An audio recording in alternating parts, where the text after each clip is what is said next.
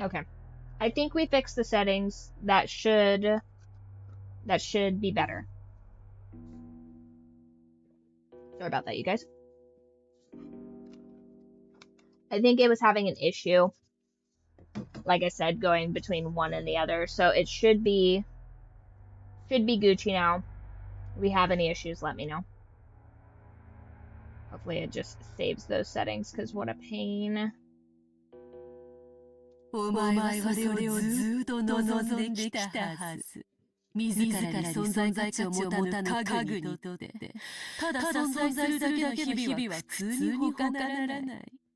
魂あるものにとって写しをは固執すべきものだが、なきものにとって写しは苦害でしかないからの。I did turn off my widget though, one sec.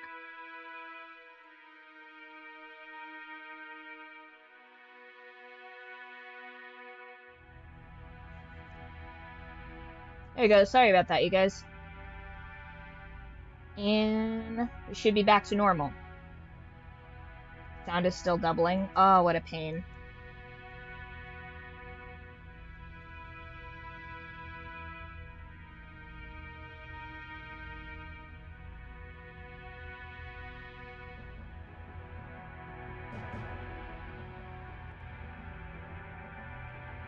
Better?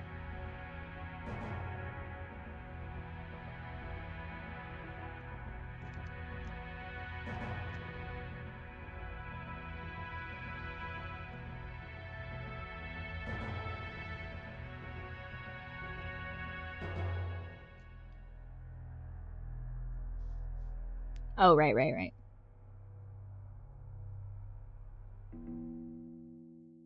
なぜに喜ばぬ。それとも、写しよに何かの未練があるというのか。家具の分際で。未練などない。僕は家具だから。Perfect. 貴様は実に模範的な家具だな。よい。しかし。By the way, I switched to this brand new cable for the headphones, and the audio is crisp as hell through this. Should have done this ages ago. その通り。1000年も生きると大抵の魔女は生き飽きる。But I am an immovable hell beast that will punish this family for an eternity. オーブの中で苛烈な運命に踊る人間たちのなんと面白きこと。わらわはこの運命にかけてはちと知られていてな。She's so わらは料 inseparable. 理の腕を身に、時には遠方から珍客が見物に来ることすらあるくらいよ。言っても家具ごときには理解できぬか。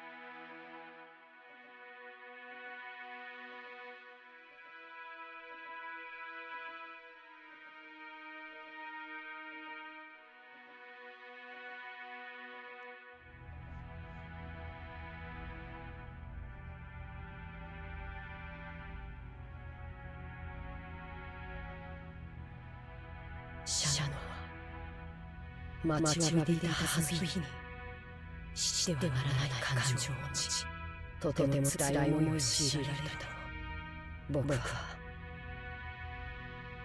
僕たち家具を解放する日を手土産に訪れてくれたあなたに感謝する。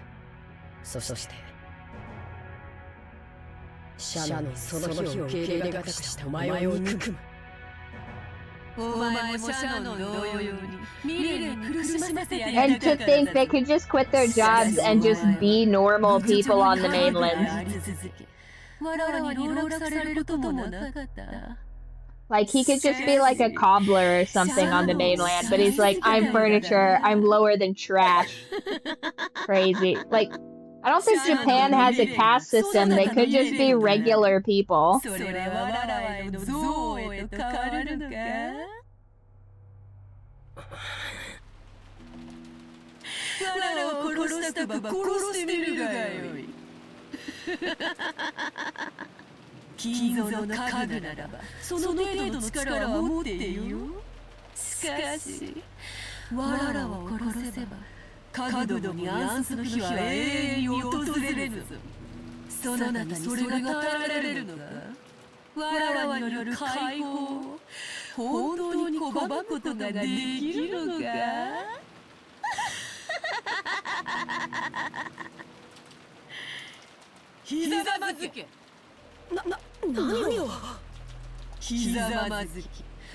Knew it.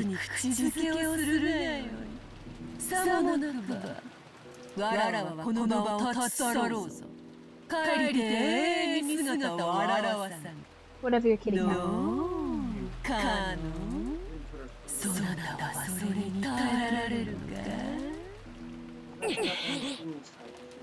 Put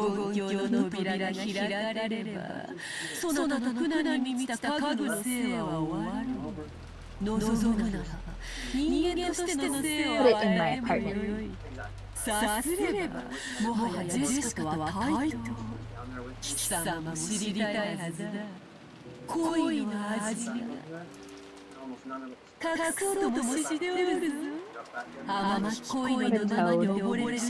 What a toad girl cat. You know what Runs does? Naughty. He wants to have a little sleepover at Grandma's house so he can eat Muffin's food. And then when I pack him over here, I get to the property line and he's like, off of me. And I said, Papa's already left for work and your second favorite person's asleep, so nobody's gonna catch us coming home together. He's like, I can't take that chance. He flips off of me. Get off of me. Kicks me. And I'm like, okay, you rude little toad. And then he comes in here and guess what? Immediately gets to snackling, eating Mr. Kitty's food. And I'm like, Runts, you fat little gopher. You can't just be making like a little, tour to Italy where he's just eating unlimited soup salad and breadsticks. He has hair in him now. Help him. No. Don't try making me paper. He hates it.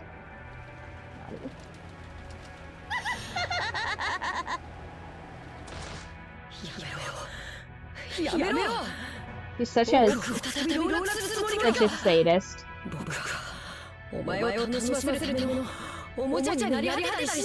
Why is she abusing the furniture, you guys? Leave him alone.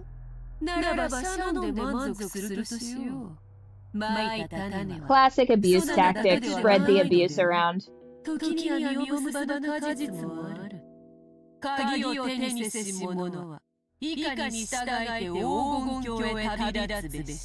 She's just kicking dents into the furniture.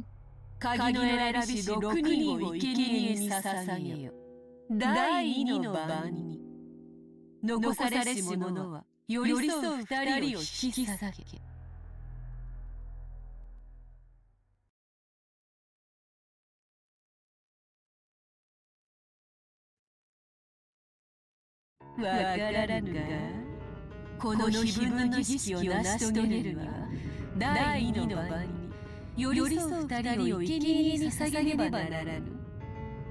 is he gonna be you and Shannon, or it's gonna be... Wow.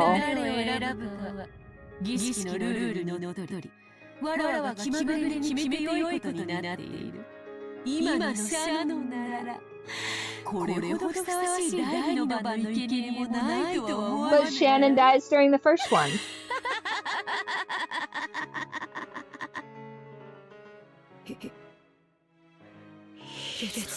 You dirty bitch.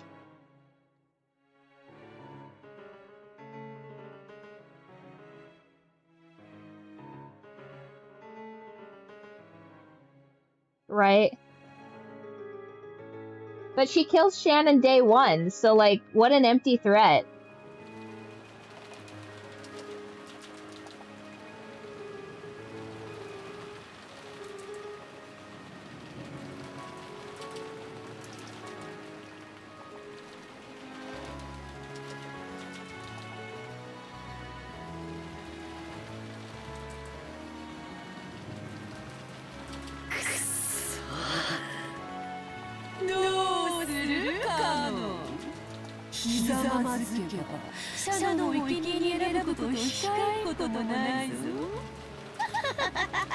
Yeah, she did kill Shannon the first day. Her face was all smashed.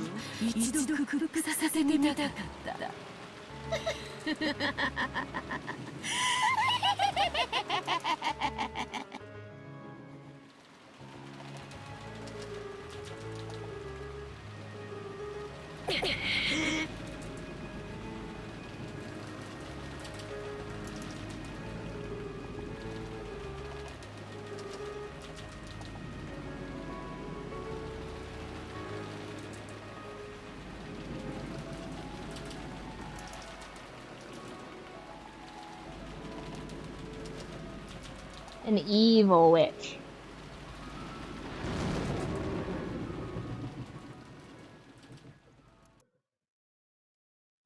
So the first Twilight she kills Rudolph, Kyrie, Goda, Shannon, Kraus, and one more.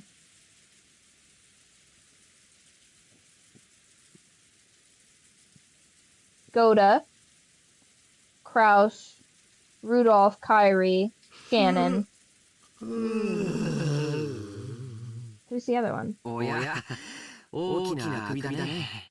朝がずいぶん早かったんじゃないのかい？まあ、そんなとこだよ。Okay, so hold on. Rosa. Okay, that was the other one. Yeah, so she kills Shannon day one. So she's like, I'll kill Shannon if you don't do what I asked. And then she kills Shannon anyway. And then if I'm to believe that the servants are meant to kill the second person to, like, escape their fate or whatever, then Shannon would have no reason, unless he's trying to protect him and Jessica. And then he would just kill Jessica's aunt and uncle. You know? Like, he sneaks in there all sneaky. Because he's the only one tiny enough to fit through the doorway. Because he's the only one twinkish enough to be a ninja. Twinkie ninja! That's another one. A twink, but also a ninja. Friends, come on. Ugh. My fat little groundhog is eating his brother's food again. Can't be helped.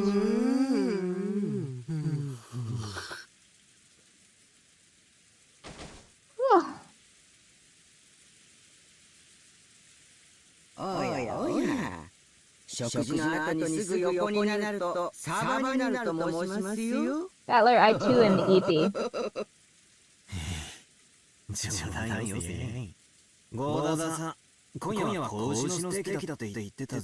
That sounds good.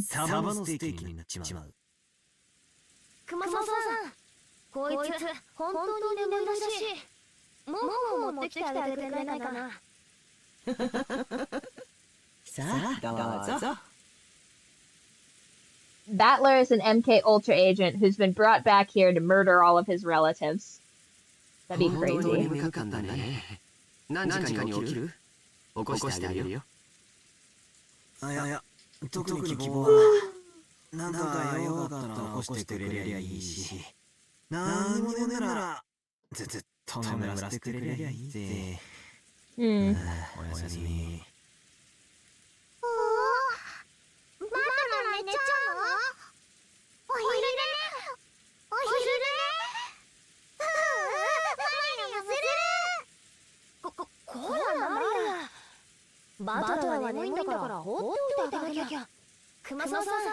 もう一枚毛布もらえるかな。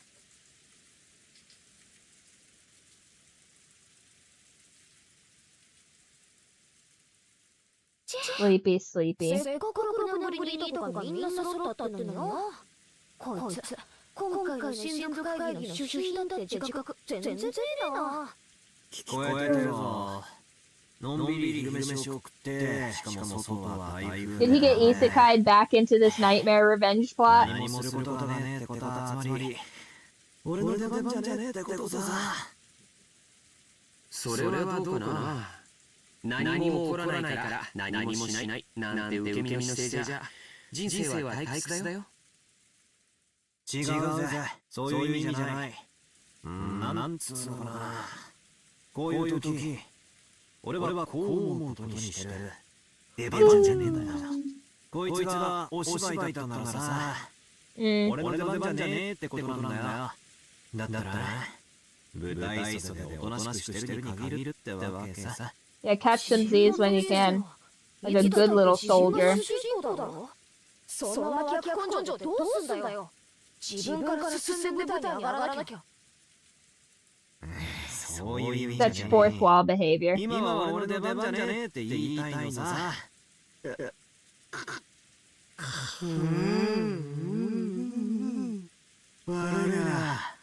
Damn it, Battler, stop yawning.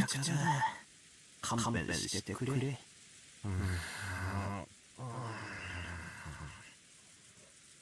確かに眠くてなんだか尻滅裂なことを言ってるね。もうそっとしてあげようよ。私は聞き捨てならねえぜ。自分の人生はいつだって自分が主人公だよ。ちょっとそのあたり本格的にバトルと議論したいけどな。寝ぼけてるだけだよ。深く考えちゃダメさ。なんかさ、自分は主役になれないから舞台に上がりたくないみたいな根性。なぜだかすげえうぜえって思って。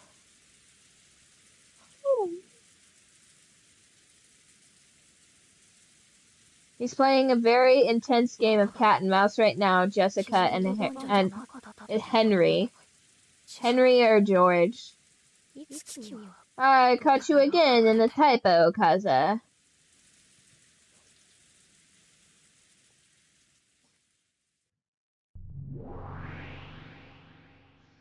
Yes, Beatrice, what is it? もうやりたい放題じゃねえかよ。なんだこりゃよ。めちゃくちゃじゃねえか。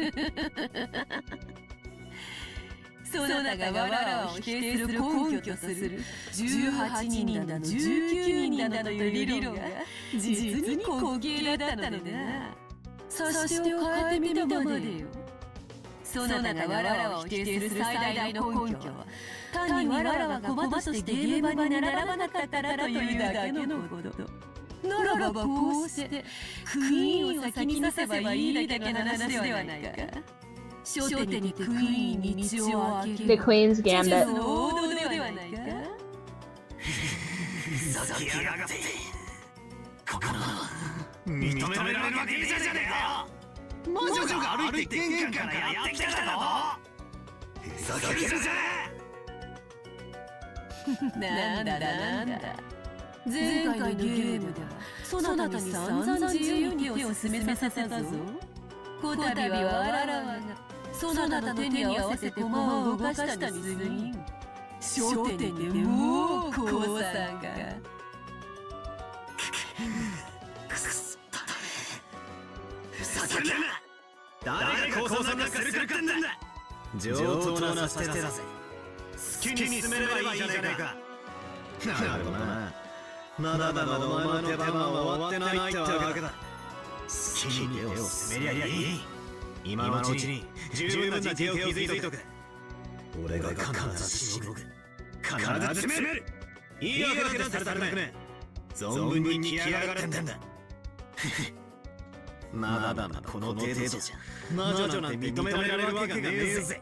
そうさ。さっきマリアのお菓子を魔法で直したように見えたが、実は同じお菓子をExactly. に忍ばせていて、芝居がかった方法ですり替えて、あたかも Yo, bait and switch. ああ、そうに決まってる。ダメだぜ。全然ダメだぜ。ほう。ローザは歌詞が蝶に散る瞬間を見たぞ。知らねえよ。そんなのは幻覚か手品か。さもな見間違いだろ。大した問題じゃねMhm. 説明のつかぬ部分はさまっと切り捨てたか。なるほど。それがそなたの受け手であるな。墓穴を掘ったぞ。後ろ宮バートだ。お前の手番はまだ先だぞ。もうしばらくわらわの手番を進めさせてもらう。まだこれからだぞ。魔女の手番は。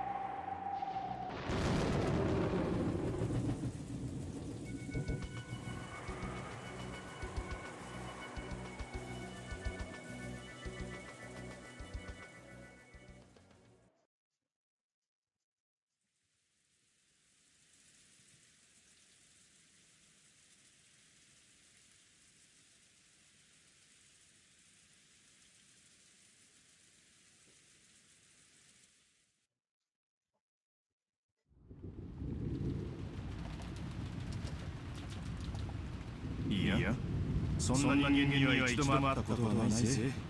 兄貴は。会ったことなんてないわ。キリエさん、本当なの？私もちょっと玄関ホールに出た時に挨拶しただけです。20歳ちょっとくらいに見えた。私は名乗ったけど、彼女は名乗らなかった。現地に案内されて2階へ登っていくのを見たの。なら、現地さんを見つけて直接話を聞いた方が早いやろ。しかし、妙な雲行きになってきよったな。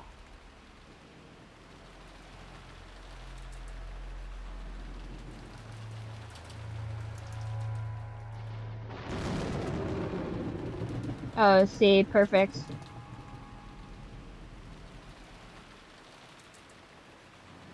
そいつは自分が肖像画の魔女様だとそう言いたいってみたよ。私はそういう意味で笑ったんだろうと理解したわ。私とは初対面でも、私があなたの5歳だと知っているような口ぶりだった。姉貴、本当にそんなやつは知らないんだね。くどいわよ。そんな金髪女、この屋敷に出入りしたところなんて見たこともない。そんなことはどうでもええで。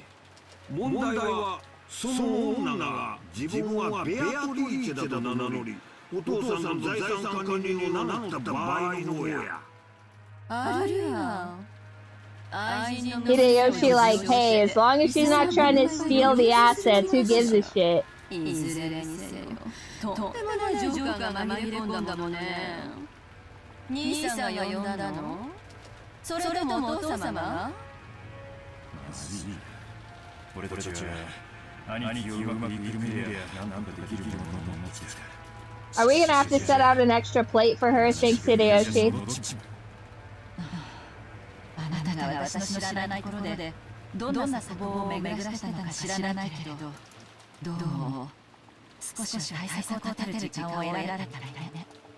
ああ、その金髪姉ちゃんが晩飯の席で突然現れて俺らの疑問を布に比べたら、今からわずかな時間でも対策を協議できる方がマシだ。何しに現れたかわからへん以上、お手と対策を掲げとんね。向こうの狙いは何なんや。決まってるでしょ。お父様の遺産の正当な後継者だと言い張るためよ。お父様は未だにベアトリーチェの虜なのよ。その娘がいたなら全財産を譲りたいと言い出すはずだわ。妙な遺言状でも突きつけてくるかもしれない。そりゃ裁判沙汰にすれば半分の4分の1は主張できるかもしれないけど、多分決着するまで遺産分割はできなくなるわよ。それは困る。 They need money now. 私もルドルフももちろんローザもね。俺たちはそれぞれの都合で早急にまとまった金がいる。俺たち最大のウィークポイントってわけだ。なら狙いは何だ？キリエ、読めるか？初耳なんだけど、私たちには急ぎまとまったお金が必要だという前提があるね。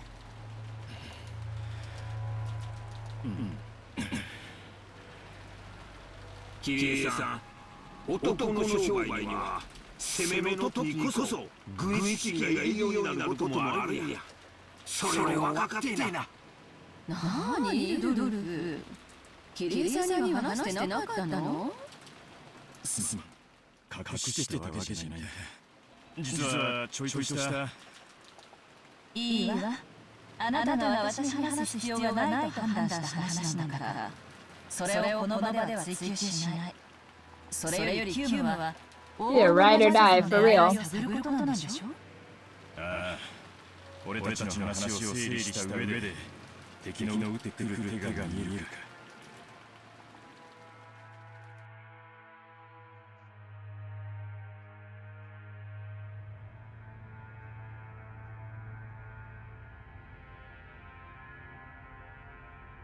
Mm-hmm. 今日の今日まで彼女が訪れることが伏せられていた以上、彼女は私たちに何らかのサプライズを与える目的があった。それが財産なのか、親族としての認知なのかは分かりかねるわ。でも今日の今日まで訪れることを伏せていたということは、事前に知らせることで対応を打たれたくなかったと言えるかもしれない。ということは、彼女の目的は対応を打たれると不利になるのらしい。わかる？ Yeah, no seals, no salts. 例えば Incoming hurricane. 遺言状そのものとか、血縁の認知とそれを証明できるものとか、そういうものを持ってきたと仮定して、それが揺るぎないもので盤石な証拠だというなら、むしろそれは予告するはずだろうよ。そうね。むしろ疑う立場にある私たちに弁護士でも鑑定士でも連れてこさせて、グーの出ないくらいに事実を突きつけるべきなのよ。それができるならね。つまり奇襲狙いという時点で敵は真正面からの成功法では勝てんということを意味するわけやな。どうりや絶対勝てる切り札は堂々と切るに限り、回りくどい切り方はむしろ切り札を曇らせるもんや。結論から言うと、皆さんがご出身の遺産問題に直接もしくは間接的に絡む相当のサプライズが突きつけられると予想されるわね。おそらく向こうはそのインパクトだけでこちらを圧倒できるつもりでいる。しかしその何かは相当のインパクトを伴いながらも絶対ではない。つまりそこがこちらの付け込み余地というわけね。あんたはほんま頭の切れるお人や。これだけでも分かればだいぶ心強い。つまり相手のペースに飲み込まれるなちゅうことやな。結局のところ非常にシンプルな結論よ。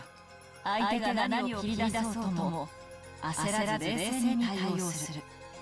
交渉術の初歩の初歩じゃない。これじゃあ相手の思考を読めとはとても言えないわ。いいや、相変わらずなかなかのもんだぜ。こちらに攻める余地があると分かれば余裕も変わってくるってもんだ。わからないのは彼女とクラウス兄さんの関係ね。クラウス兄さんにとってもサプライズなのか、それとも彼女を呼んだのは他でもないクラウス兄さん自身なのか。もし後者だったならずいぶん厄介なことになるかもしれないわよ。そうね。謎の女を親族会議の当日にこっそり呼びつける。いやらしいセンスがどことなく兄さんっぽい感じもする。兄貴、こうしよう。女の正体がはっきりと証明できない限り、俺らはその女のいかなる身分も認めない。それが最善ね。現キリエさんに対して名乗ってすらいない。正体不明の女の発言で私たちの会議がかき回されちゃたまらないわ。血縁証明でも示してみせるかもしれんね。お父さんの血が流れてることが例えば母子手帳でも示されたらどうにもならん。証明物なんかいくらでも Show me the birth certificate, they say to the supernatural entity. 当人が本人だと証明するには病院沙汰にしなきゃならん。少なくとも今の六軒島でそれを証明することは不可能だ。その通りね。つまりこういうことよ。今の六軒島では何が示されても真実だと受け入れることはできない。台風が去ってしかるべき場所で証明してみせるまで何も信じられないってことよ。そういうので揚げ足を取りまくるのは姉貴の得意技だな。任せるぜ。バカ言ってんじゃないわよ。あんたも協力するのよ。私たちにはお金がいる。それも急ぎまとまった額が。私たちは運命共同体よ。こんなところでひょっこり現れた謎の女に遺産の当てをぶち壊されてたまるもんすか。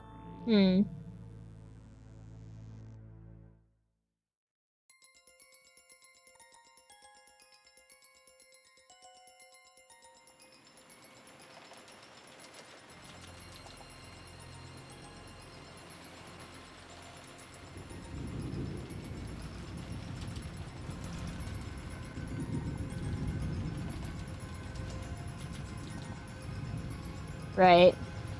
It's like, God forbid you guys forget that they need a lot of money now.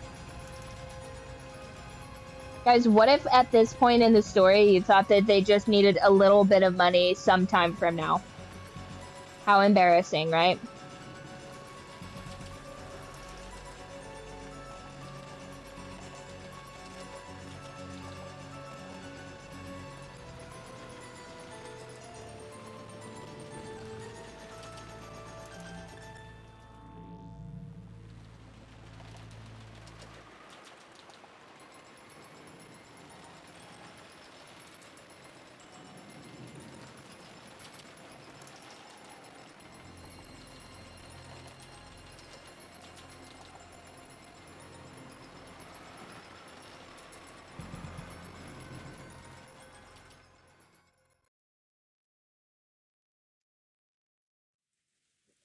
Fools, you think that you can just acquire a small amount of money in an innumerable amount of time?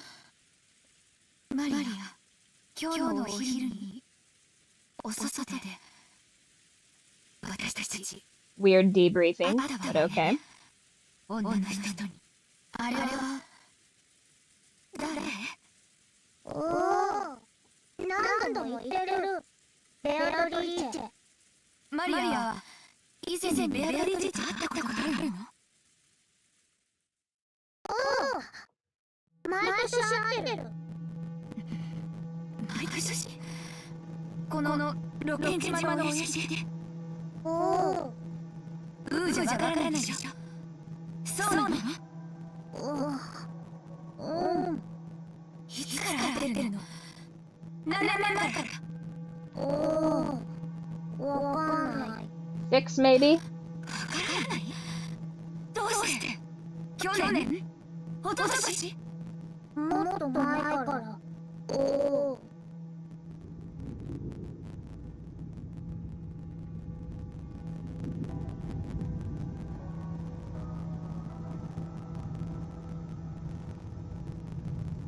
I'm just throwing a number out there. Because if she's 9... Also, you think somebody younger than a 3-year-old would know that they've even met a person? She struggles to remember Battler, but she remembers this freaking witch.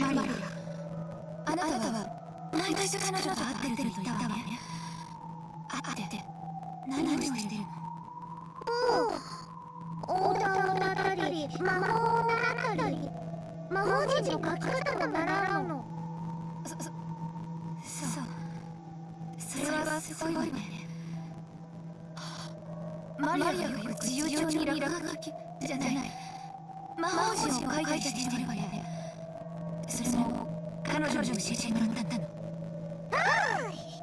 ベアリーチね。お手本書いてもらう。ほらほら見て見て。ほ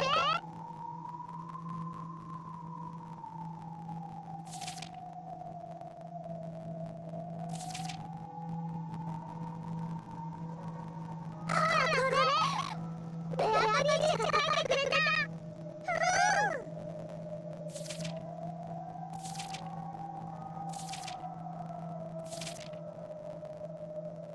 Hmm.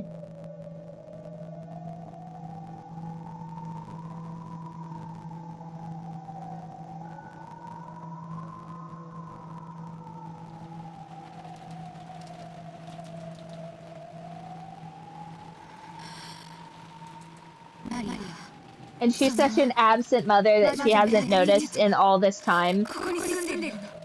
それとも私たちのように島の外に住んでるの？ Mm-hmm. Well, it'd have to be someone older than Maria. この島に住んでる。じゃあ親族会議のない日にこの島にいる鳥幽霊。無理じゃならないでしょ。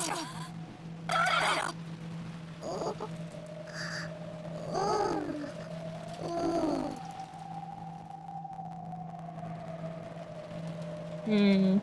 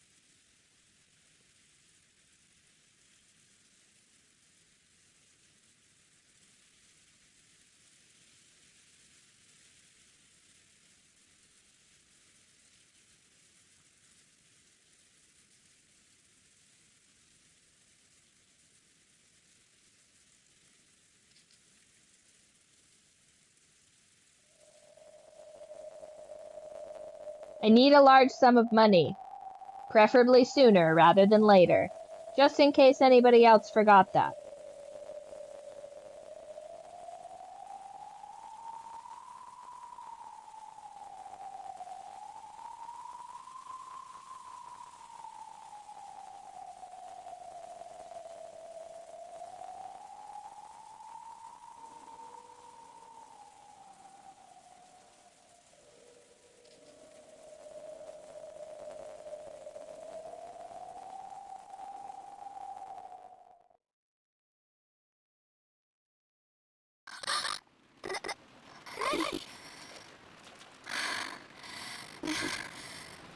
That face.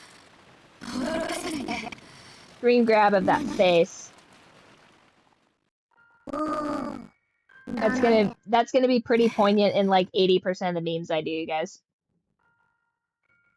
ベアリーチはママにそう手紙は晩餐で読みなさいって言った。魔女の約束は破っちゃダメだよ。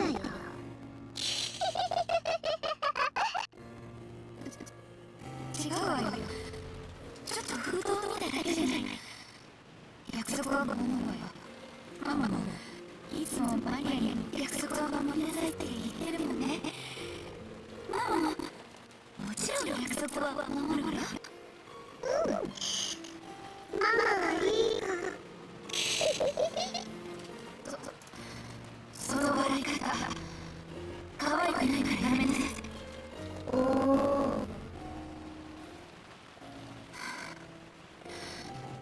そういえばマリアも封筒をもらったわよね。中には何て書いてあったんだ。開けてない。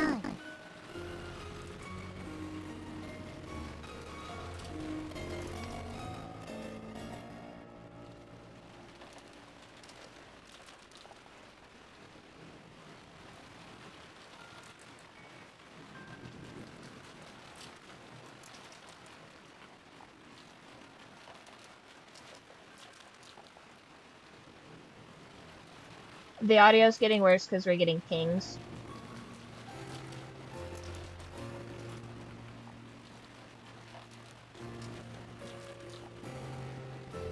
I guess it's just fluctuation in the internet connection. Sorry about that, you guys. ベアトリーチェは開ける時が来るまで開けちゃダメって言ってた。だから大事に持ってる。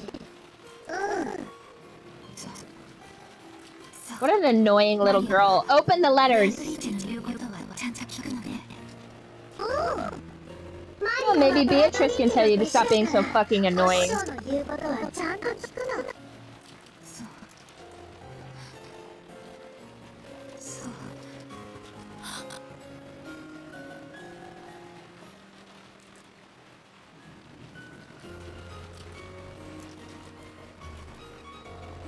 ママは約束を守るわ。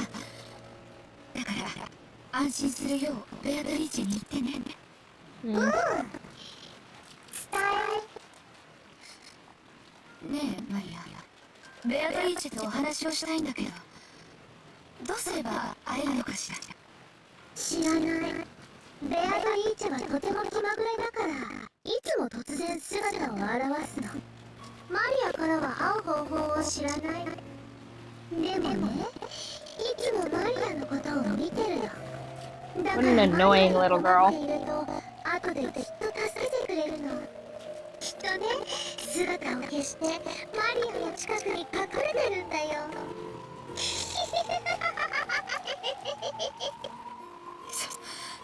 その笑いをやめなさいといつも言ってるでしょ。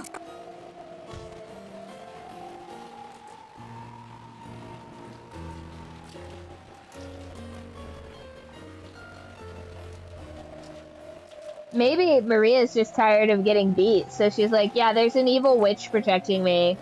So if I'm in danger, she'll show up and she'll punish you. Oh, have we made it to the murder? When does this child get murdered in 4K? Interesting. I seem to recall she was here with them. So this is different. Because before, she was the one asleep in the room with them, but now it doesn't appear to be the case.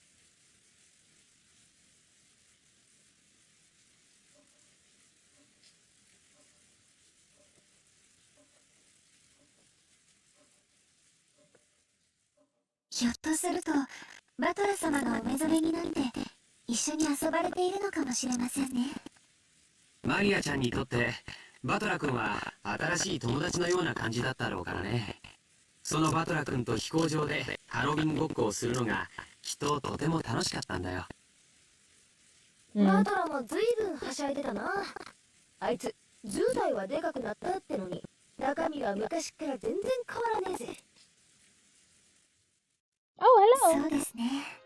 Got a huge jump in YouTube. 6年前のままでいてくださった気がします。シャノンは6年前のバトラ君のこと覚えてるんだ。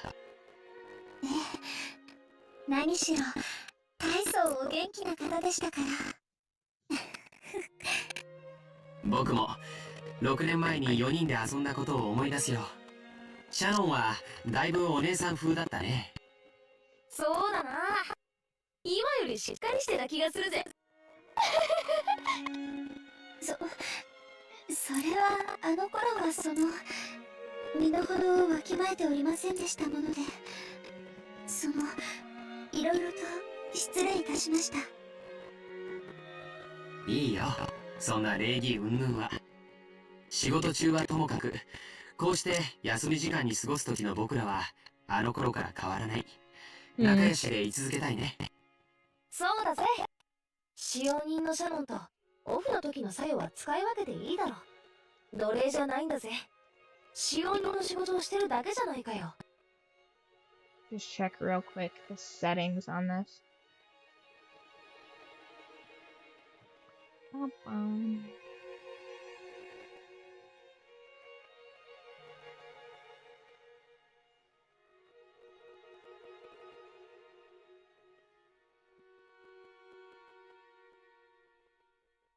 Oh, okay, excellent. Dual streams kicked on. Perfect!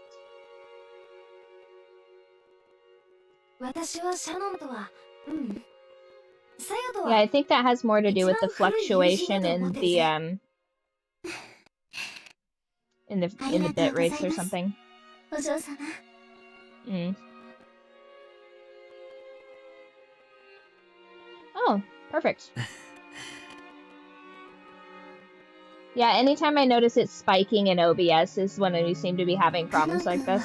まだ幼いのに。 Luckily, it should encode properly, so the future YouTube should be fine. いや、 I don't think we'll have any audio issues on there. It's もうよしてくれよ。 just while it's uploading, I 私 guess. も雰囲気に流されてたところはあったと思うしさ。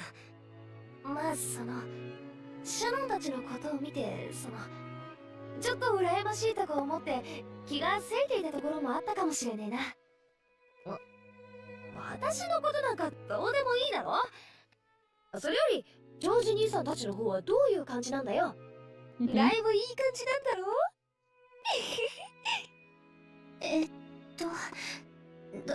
どうなんでしょう。うん、とてもいい感じだよ。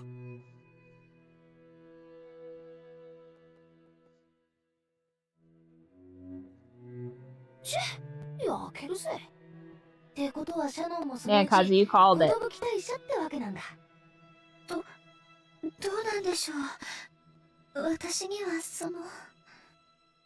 どうなんだろうね。僕にもわからないね。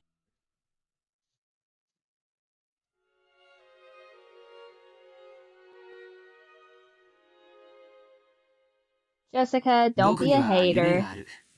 それは一国一城の主になりたいというビジネス的な野望だけじゃない。生涯を共にできる伴侶と幸せな家族を築きたいという夢もある。子供は最低でも2人欲しいとか、家族で一緒にできるスポーツをしたいねとか、他にもいろいろ。そんな話をよくシャノンとはするよ。Yeah, when last we left off, Cannon kind of hurt Jessica's feelings because he was like, I'm furniture, stop lusting after me. この年のうちからもうなぜか落ち着いた老後のことを考えてしまうんだよ。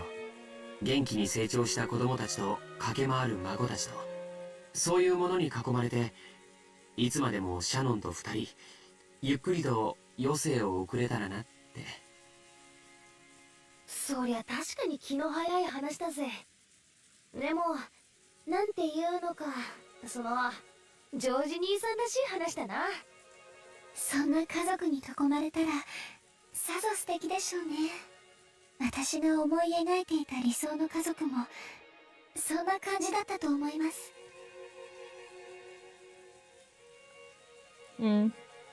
Yeah, when you have kind of a shitty family, you do yearn for the simplicity of, like, just a chill family.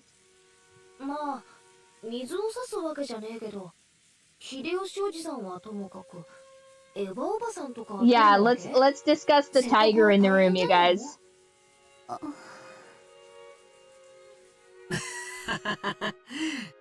そんなことは誰も気にする必要はないよ。 Yeah, that's kind of 僕が誰 George's を伴侶に problem. 選ぶかは誰にもはばかられない。シャノンは僕が幸せにする。それに誰の許可が？ジョージ兄さんかっこいいぜ。よくそんな恥ずかしいセリフを堂々と。昔の兄さんはそういうキャラじゃなかったと思ったんだけどな。男子3日合わざれば刮目して待つべしさ。 That's a 僕だ good って成 phrase. 長する。シャノンを幸せにするために僕はもっともっと勉強してふさわしい男に成長するつもりだよ。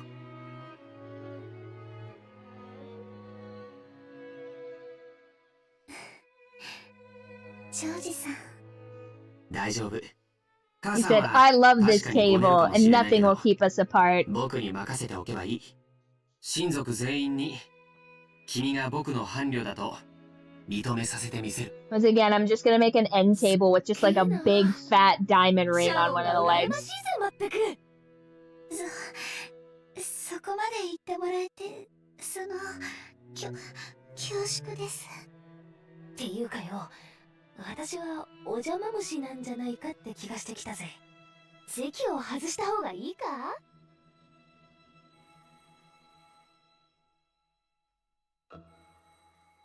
Hmm.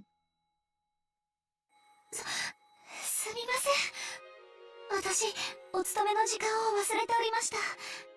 これで失礼します。シャノン。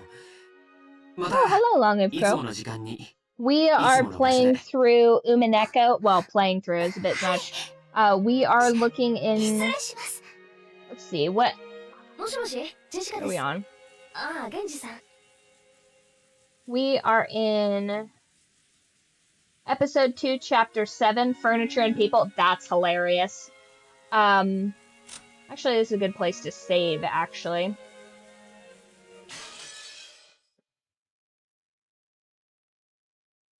Oh, shit, you guys. 聞い No! たぞ聞いたぞ。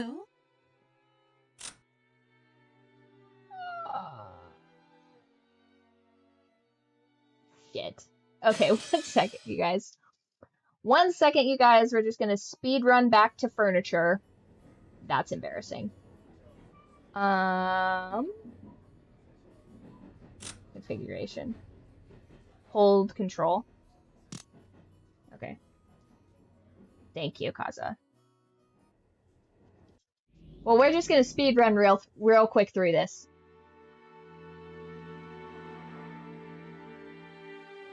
Awkward. So, we already went through the main story and everybody died. It was very, very tragic. And now we are playing back through where we have like a little bit more of the behind the scenes with the witch Beatrice, whether she's real or imagined.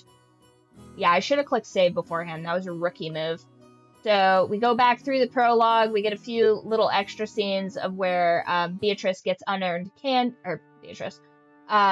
Maria gets unearned candy. We see a little bit of the backstory between like where the servants were at and where the other characters were at before we see them all in a collective group. And then we see some more of Kenzo yearning, top tier content of him and Tiramisu. Then we've got this back and forth of Battler asleep talking to the witch, where they're real or imagined.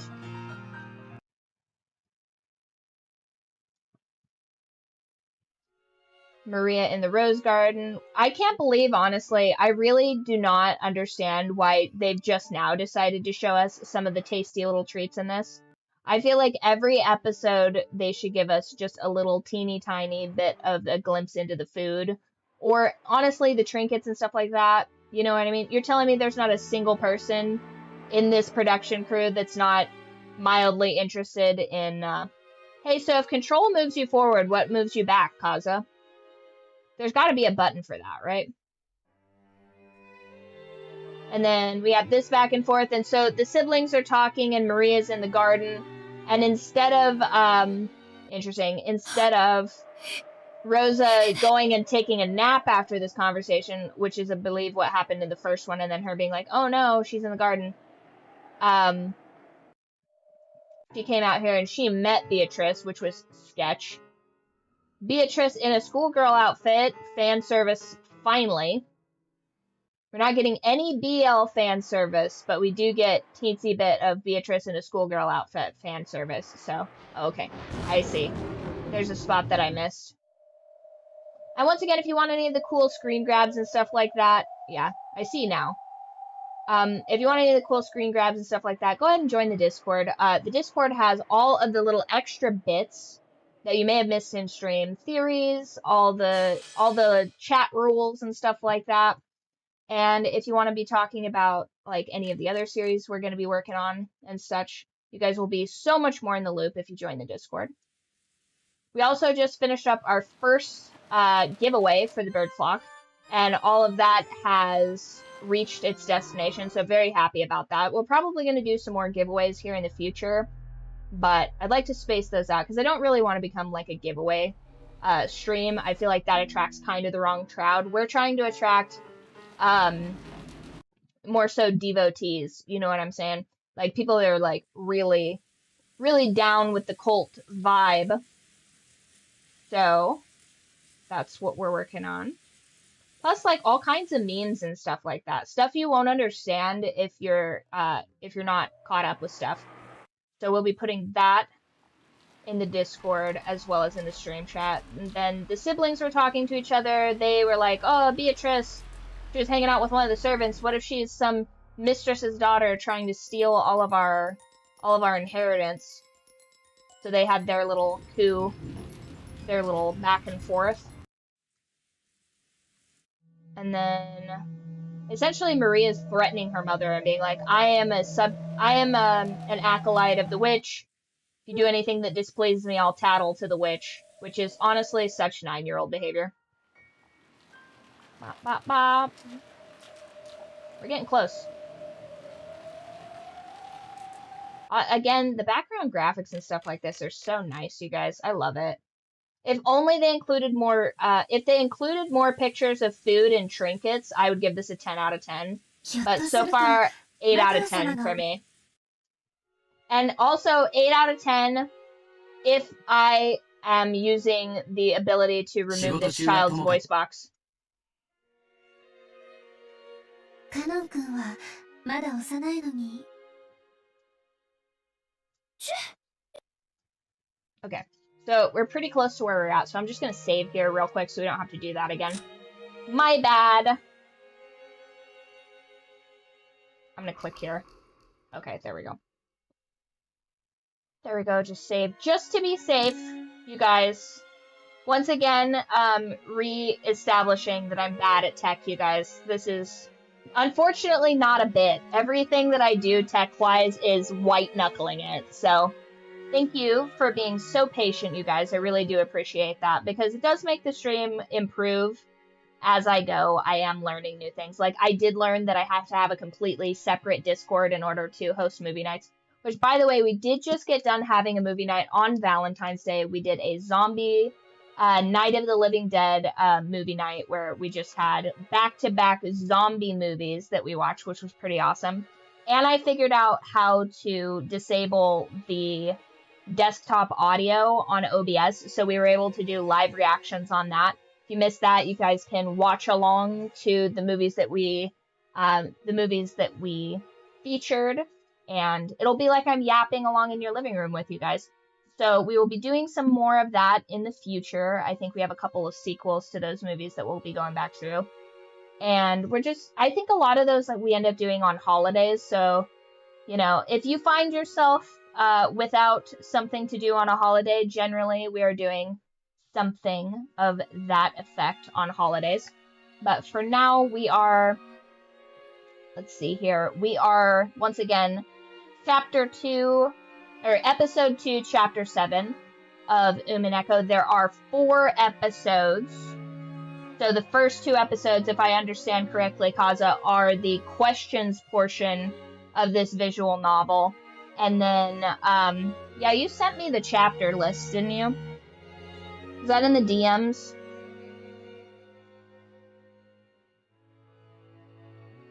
Wait, okay, so the first 4 episodes are all... Oh, okay, I see it here. So the first 4 episodes are all the questions. So we are on chapter 7 of 20 for episode 2. And then episode 5, 6, 7, and 8 will all be the answers sections of these. They also include a prologue and 2 bonus chapters for each episode. So we're going to be on this series for a while, but additionally, I would like to let you guys know that we are doing a few bonus streams while we're doing the main campaign games. So tomorrow, which would be Saturday, we will be doing a bonus stream of Date Everything, because it's kind of like Valentine's-y themed. This one's sort of romance themed, but more so mystery themed. So I wanted to give you guys a little bit of like romance stuff, just like for the plot. And then I think we have like one other potential bonus, like Valentine's-y stream for February. And then March will be more so springtime type of stuff. And then I think what everybody's voted on so far is after we do Umineko, we'll be doing a Dead Space campaign.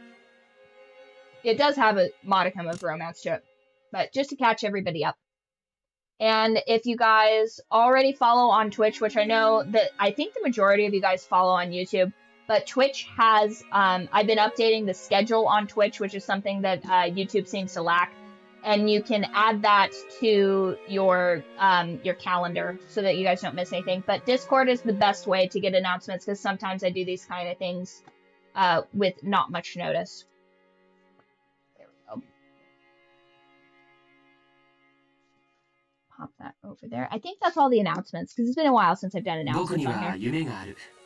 それは一国一城の主になりたいというビジネス的な野望だけじゃない。生涯を共にできる伴侶と幸せな家族を築きたいという夢もある。子供は最低でも2人欲しいとか、家族で一緒にできるスポーツをしたいねとか、他にもいろいろ。そんな話をよくシャノンとはするよ。こんなことを話すと、いつもシャノンには気が早いですねと笑われるんだけど、僕はこの年のうちからもう、なぜか落ち着いた老後のこと。I didn't want to fast forward too far forward. ジョージ兄さん。男子、3日会わざれば、 Yeah. Don't see a boy for 3 days. You should watch him closely. I grow as much as anyone. Sketch. What are we gonna do about... We finish this part? And he's like, what are we gonna do about Ava? And he's like, don't worry about it, baby. Which... hot.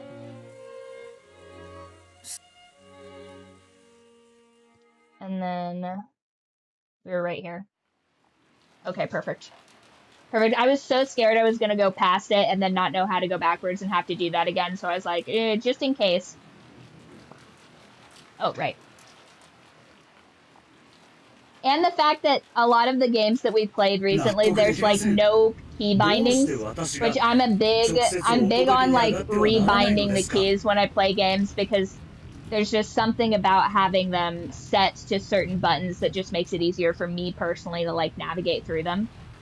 Like, I rebound all of the keys for Hello Kitty Island Adventure, and it was so much more right. At least we don't have to go all the way back through again. Oh, yeah. Walking Dead, Telltale Walking Dead was so ridiculous with the save files. Basically, if you didn't play entirely through the episodes of The Walking Dead, it would corrupt your save file and just delete it. So if you wanted to just play 2/3 of the way through an episode, you were fucked if you didn't finish it. And God forbid you wanted to change one of your decisions on a redone playthrough, you had to play through that entire episode all the way over again. Ridiculous.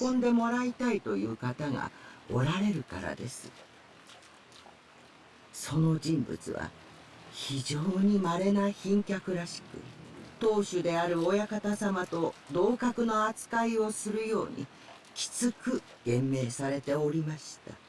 大田さんはこの賓客にぜひ自らの手で配膳してポイントを稼ぎたかったに違いありません。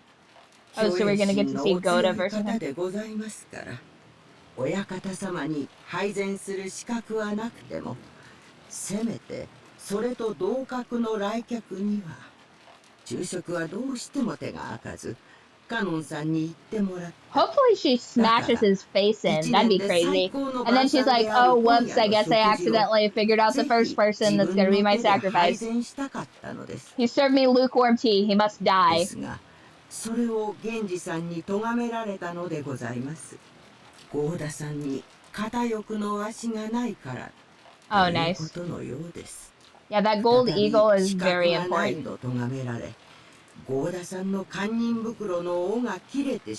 I very much believe Goda-san got a grudge. Guys, I'm still glazing myself pretty hard about this thumbnail. It's so cool.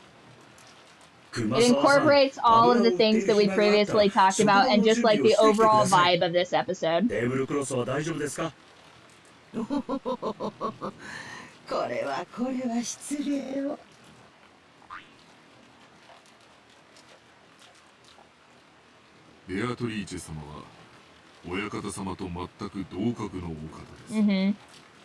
Of course he'd be taking it out on a woman. He's such a bitch.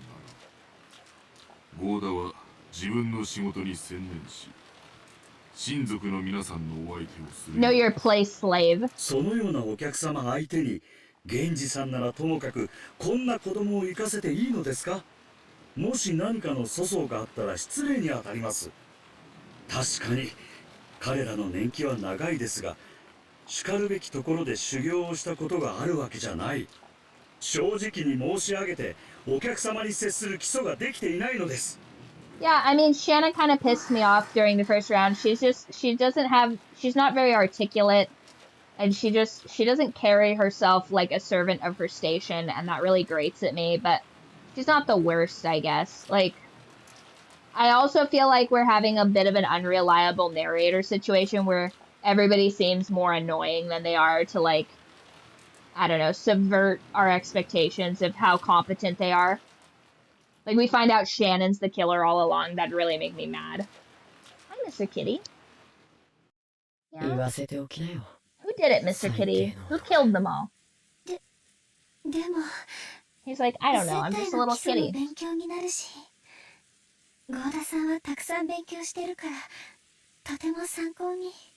Woody. Kind of a lazy blowhard. ベアトリーチェ様だというのは本当なの？うん。昼食の配膳に行かされた時にあった。間違いなくあいつだったよ。そう。お元気そうだった？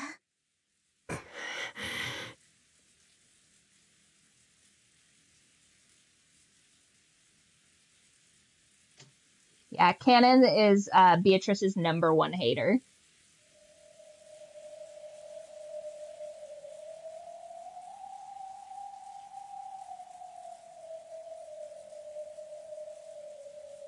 He's like, the audacity of this bitch, Shannon, that you would throw in your hat into her vile game.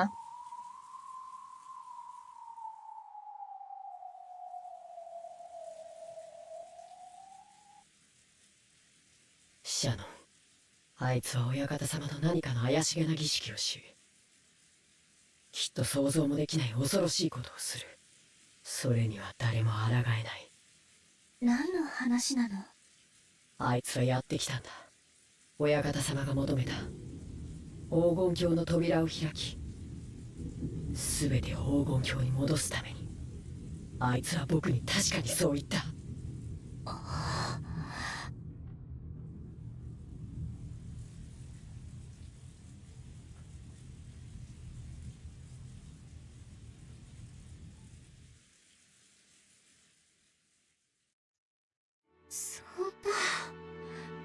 どうして今になって。だから言ったんだ。僕らは家具だって。人間の真似事なんかして恋なんかするから。僕たちの役目の終わるこの日を素直に受け入れられない。いつかこの日が訪れることを。 We're sacrifices, Shannon. Know your place. We are but furniture to be cast upon the pyre.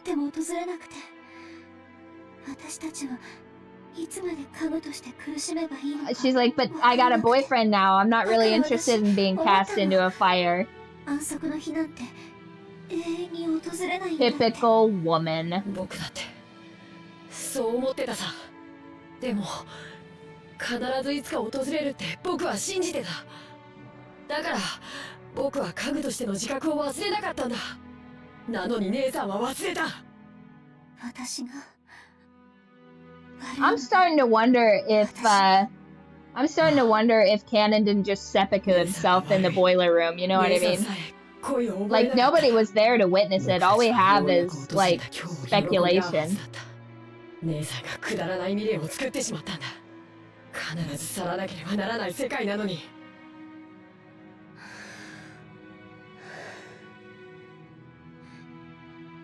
儀式は今夜始まるの？あとあいつは僕に言った。今夜 The cats have become so accustomed to this game that it sets them into a deep slumber. Turns out the boy cats love mystery novels and girl cat loves historical fiction. She likes high society drama-based fiction. Like, she likes The Gentleman and The Serpent Queen. The Crown. Loves The Crown. Most cats just want birds and squirrels to be played on the television, but not Squirrel. She only wants to hear about British nobility's many scandals. 僕たちが揃って黄金鏡へ行ける確率はとても低いと思う。13人が生贄になる。生き残るのは5人だけ。その中に僕たち2人が入れる確率は本当に低い。でも、姉さんだけでもその約束が得られるなら、確率はもっと上がる。僕はかけたいんだ。Hold on. 黄金鏡には救いがある。僕た Hold ちはそこ on. へたどり着き 13 sacrifices. Okay, so the first round. 1, 2, 3, 4, 5, 6, 7, 8, 9, 10, 11, 12, 13. Okay, once again, my inability to count has handicapped my ability to make decisions. So, these 4 were left alive. Who's the 5th one supposed to be? Beatrice? Allegedly? 1, 2, 3, 4, 5, 6, 7, 8, 9, 10, 11, 12, 13. Hold on. Did I just count this wrong again? Oh, okay. But Natsui died. I guess she just doesn't get counted in the very end?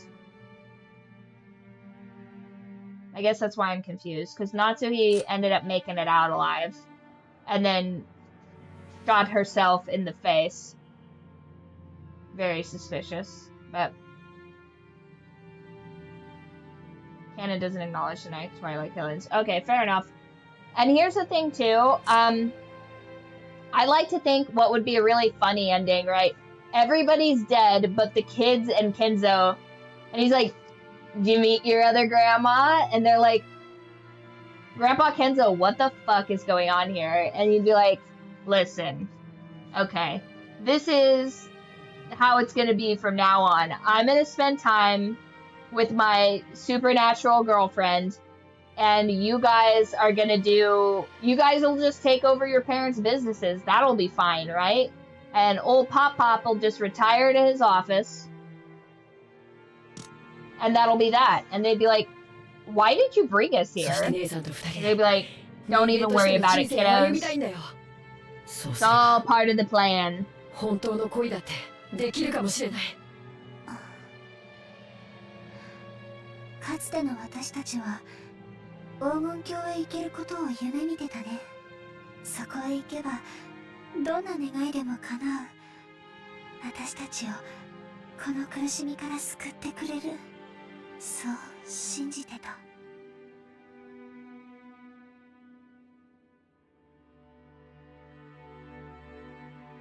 Except it doesn't seem to be chosen by fate. It just seems to be like everybody under the age of 20.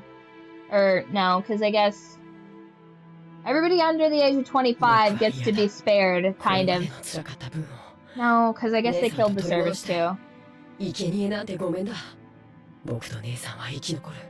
Doesn't seem like chance at all, but whatever. だから姉さんを第二の番の生贄になんかさせない。頼むよ姉さん。あの男の指輪を受け取らないで。それを受け取らなければ、あいつは姉さんを生贄には選ばないと約束してくれた。それはできないよ。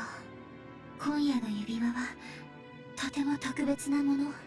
イェイ、ミーム。それを受け取らないことは私の心が許さない。姉さん、儀式の生贄は魔女が気まぐれに決めることになってる。その魔女が Love it. 姉さんだけは見逃すと約束してくれたんだよ。姉さんだけは絶対に黄金鏡へ行けるんだ。Perfect. 私だけ？カノン君は？ Love it. 僕は魔女のゲームで十分さ。And because it's a Kenzo meme, 僕は this greatly pleases me. わずかの確率を You've earned my favor.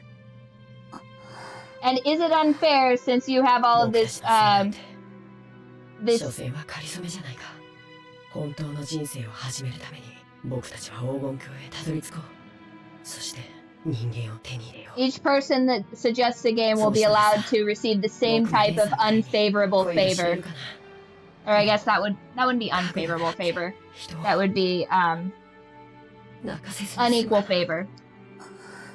More Kenzo memes. Though the inspiration, I will have to say, doesn't stack. We have to keep a modicum of fairness to this. 人間になってやる。こんな苦しみから絶対に。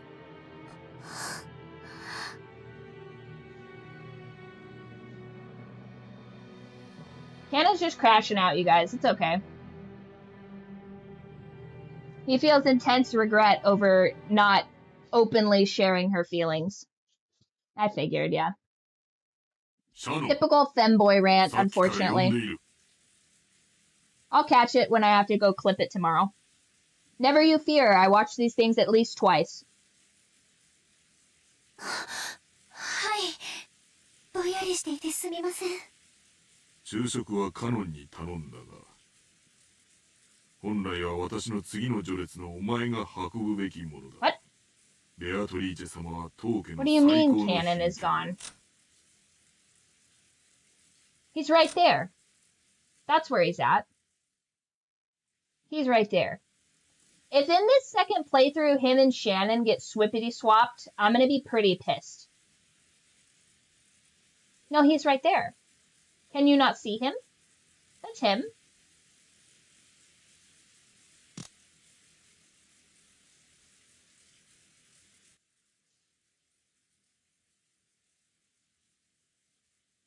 Oh, I see. Yeah, he just left dramatically. He didn't turn into butterflies. That'd be fucking crazy. Canon schizophrenic and he's just been murder everybody. That'd be nuts. くれぐれも粗相のないようにお願いしますよ。経験の未熟なあなたに託すのは非常に心苦しいですが、当家のルールとあっては仕方ありません。Listen, I hate that you get this task that I covet, but I guess you'll do. God, Goda. Also, I can't help but notice that in some of these instances, Shannon just has her, like, arms like a normal person. But in a lot of these, she's just, like, holding up her skirt. Oh, my God. Listen. This obsession with femboys gotta stop. I swear if you guys make me romance the femboys and date everything tomorrow, I'm gonna be tweaking. Unbelievable. That's him, officer. Get that femboy lover.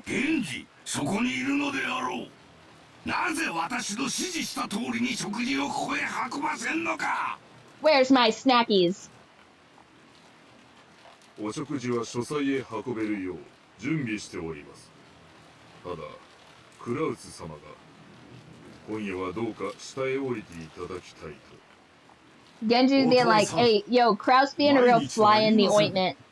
せめて今夜だけでも Guys, I don't want to start a faction war, but YouTube is crushing it right now compared to Twitch. Now, I value all of my subjects equally. I'm just saying, for sake of statistics, that is the case. Kenzo's such a visual speaker, you guys.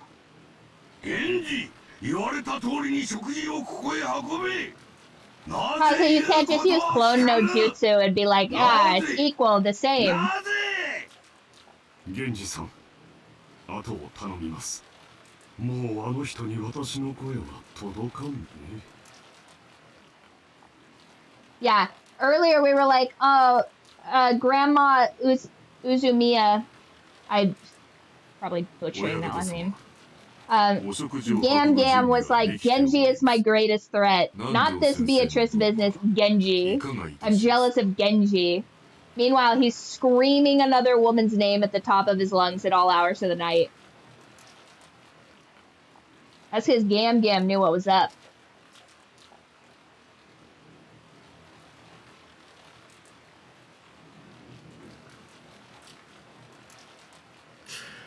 Kinzo-san. 盤面を前に腕を組むだけではいい一手は出ませんぞ。Right, Genji's tired of these nepotism babies. He's like, I'm trying to cash out. I'm tired of this. I've served you faithfully for decades, and this is what I get? When will it be Genji's turn to love?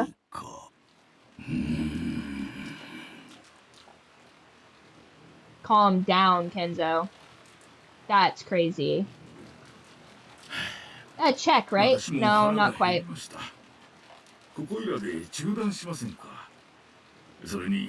It's nearly a check.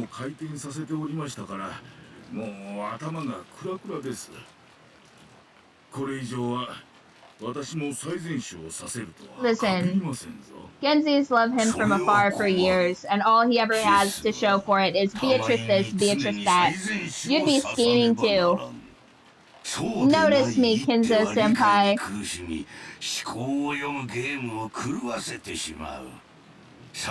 Listen, never you mention my BL quota. I deserve a little bit as a treat. I wrote a single chapter to completion this week, so I think I've all but earned it.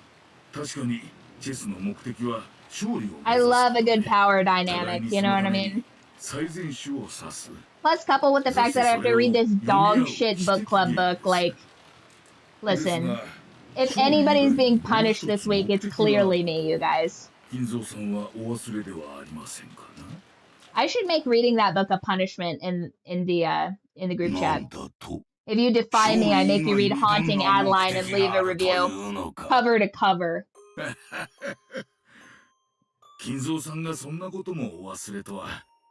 And I check your Goodreads status so I know that you're not fibbing. Canon and Battler is... no. But there was an episode, wasn't there just a small... There was a small moment where I think, didn't Battler have it like up against a wall? And I'm like, of all the moments forcing you bowed out at chapter 12. Don't try and retcon this, Max. You were like, I can't go on. I'm like, you have to keep reading. That's what you said, right? You said you have to keep reading. Little Harry Potter reference for you guys. Choice. But yeah, this book is fucking terrible, you guys. If I could bind this mystery novel and have them read this in the group chat, one, it would save me a lot of time.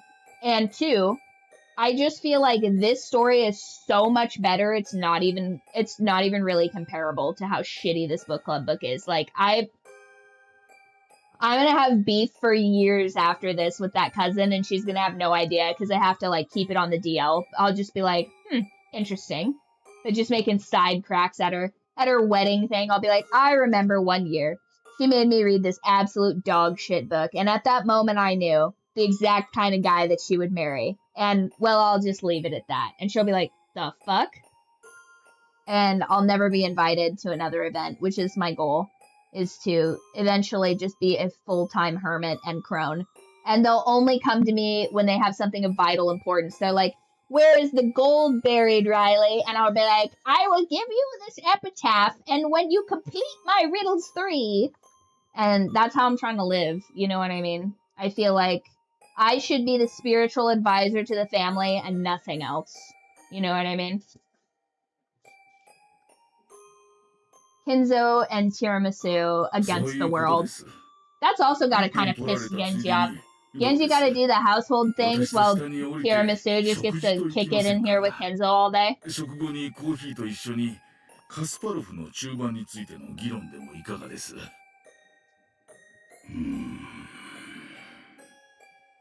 Oh my god. It'd be insane. Riley, where is the gold? Where's all this gold that's buried on our island? And I'm like, a sacrifice will be given to me of several kitty cats to pet, but the colors and the age ranges of these kitty cats you will have to discern from the things around this island. A goose upon the island holds a clue, but which goose? What are you up to?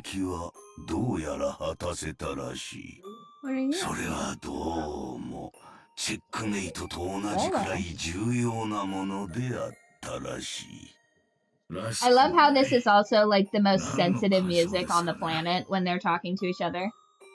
So tender. 私には嫁がないと。もう行け。そしてもうこの部屋へ来るな。続きは黄金鏡で。Now I think we'll all know that it's not the African goose, but you can never be 100% sure. いいですが、仕切り直しですぞ。ルークが落ち Is てし it まっ the たのは Chinese goose? 痛手ですのでな。Is it the French goose? Is it even a goose that's ambulatory at all, or is it the stone statue of a goose that you haven't learned about until chapter 3? あるいは次の世で。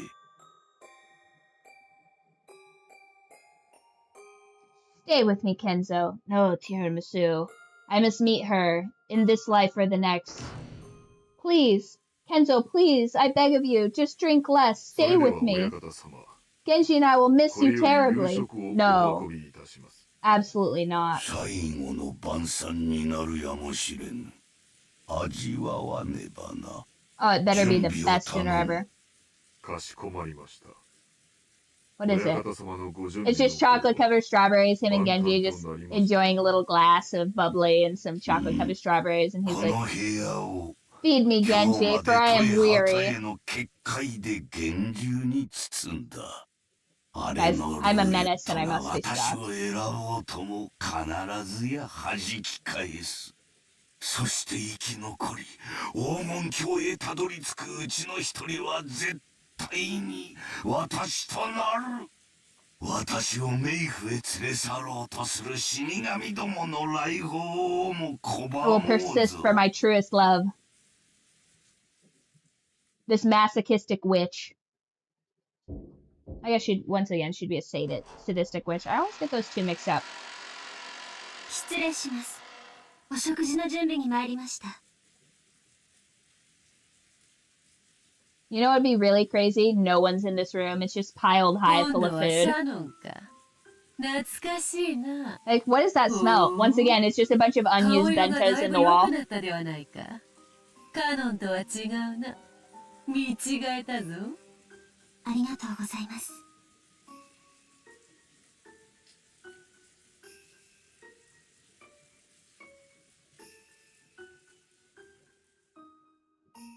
Are we gonna have another weird personality shift where she's like totally amicable talking to the witch, and then all of a sudden it's like final boss music? 何がでしょう。おや、カノンから聞かされたであろう。そなたの恋路を助けたのはわらわの単なるいたずら心。いかにしてこじれ、ねじれ、破綻するかを干渉するためにまいた種に過ぎぬと。恋はするより聞く方が楽しい方もおられるでしょう。まさかわらわに感謝しようというのではあるまいな。 Shannon says better to have loved and lost than to never have loved at all. What Kenzo and you have is a farce, but what me and George have is true and will stand the test of time despite your trials against us. 私は恨んだりしません。やはり家具というのは面白みのない。 You can't stop our love, says Shannon. それを面白く調理するのがわらわの腕の見せ所よの。 This is another really nice screen grab. I like having Beatrice be the screen grab. Beatrice business. Okay. You know, if I was smart, I would save my screen grabs so that I didn't have to go back through the entirety of this thing every single time. Because there's like, look at how many pages of save files I could have if I really dedicated it. You'd have 40 different save files, and yet I'm like, nah. Let's do this the hard way every time.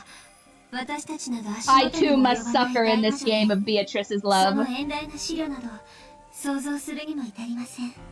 でも一つだけ言えることがある。なんだ。私に人間を教えてくれてありがとう。あなたが言った。私はもう家具じゃない。 There's even a half second where there's no text box where it'd be a perfect screen grab. Yeah, I know. At a fractional pace, I will start to come to terms with the tech of this stuff. It's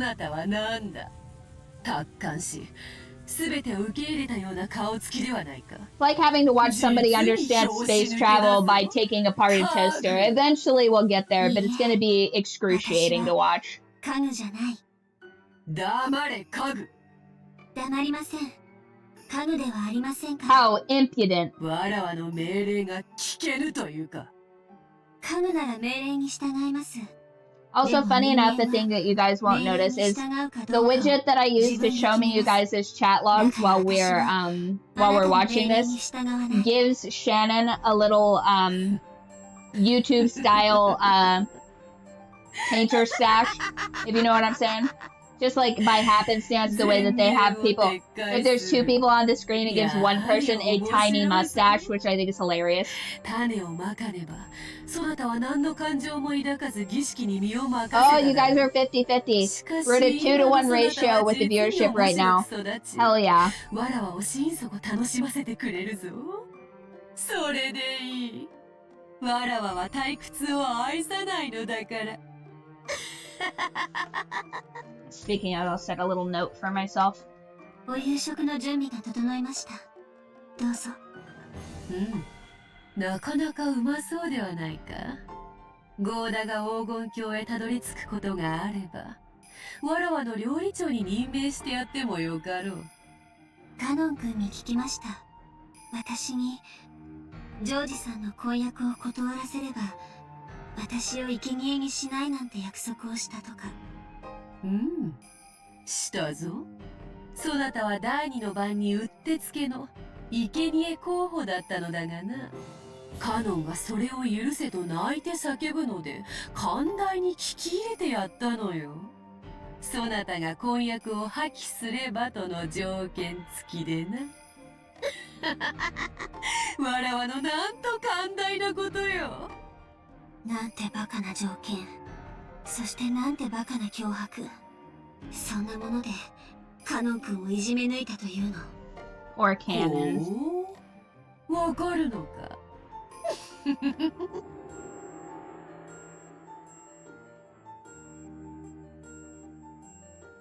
絨毯に這いつくばらせ、わらわの靴にキスを Yeah, させて she やっ was たぞ。 super weird with this underage boy, wasn't she? それだけ This ではない。 witch on this island is being very immodest with these young adults, is she not? I don't know what it is about the setting of an island that puts people in these weird dynamics, but that should probably be studied, right? 困らせて、それを楽しみ、糧にしている。だから、あなたに抵抗する。 Imagine having this kind of an attitude in this beautiful, beautiful setting, you know what I mean? It's a gorgeous room and she's acting like such a bitch right now. 私に与えられた運命を全うする。だから、あなたを面白がらせたりしない。あなたなんか知ら Ooh, ない。 Beatrice so angry she put a typo in.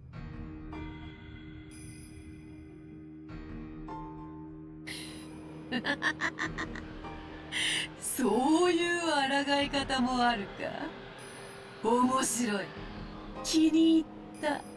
殺してやる。お前の思い人と一緒にな。それがあなたが決められた運命ならば、ご随意に。私はそれに怯えたり、逆らったりしません。これから起こる苛烈な運命が、あなたの意志によるものだなんて信じないから。私たち人間は、未来に起こりうる運命など知らない。だからこそ、最後の瞬間まで、自分の信念と運命に従い、精一杯生き抜く。運命はただのサイコロの目。そこに悪意なんて感じない。あなたが吹き込もうと It'll 信 be じ what it'll be, says Shannon the table. ほう。家具をやめたくせに死を恐れぬとはな。それがわらわを退屈させると思っているようだが、それは大きな誤解だぞ。そなたが本当に最後の瞬間までそれを貫けるか、ますます興味が湧いた。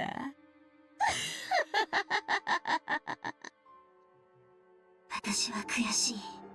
どうしてあなたは人の姿をして私たちの前に現れ、人の言葉で語り、 What a waste of your talents, Beatrice. 私たちの前に現れず運命を予告しなかったなら、私たちは最後の一瞬まで精一杯生きられるのに。それが魔女というものよ。貴 In 様 metal. らの運命を食い物に、工事の存在として定時の存在の上に君臨する。 Doesn't seem like she has that much power. 所詮はかけら。両手で椀を作ればいくらでも救える。わらわに飼われた肉牛どもが何をほざこうとも、わらわの食卓を楽しませる結果に変わりはせぬのに同じこと。Is she gonna eat Shannon? Oh my god, is she a cannibal witch on an island, you guys? That's embarrassing. That's gonna be embarrassing for her. Think of the tabloids. ほう、それは何か。今すぐここを立ち去ることです。あなたの言葉に答えることは全てあなたを楽しませている。あなたの問いかけに答えないことがあなたへ唯一できる抵 Yeah, 抗です。 pretty much. Great. She said great rock method. 一矢報いることはできよう。 Shannon's really ahead of her time from a psychological expert. And honestly, I'm impressed because I didn't really think that highly of Shannon from the beginning. I was like, ugh, what an annoying serving girl. But she's going toe to toe with a witch right now. That's pretty cool. いつまでその抵抗をできるのか、実に楽しみだ。忘れるなよ。自らが口にした言葉。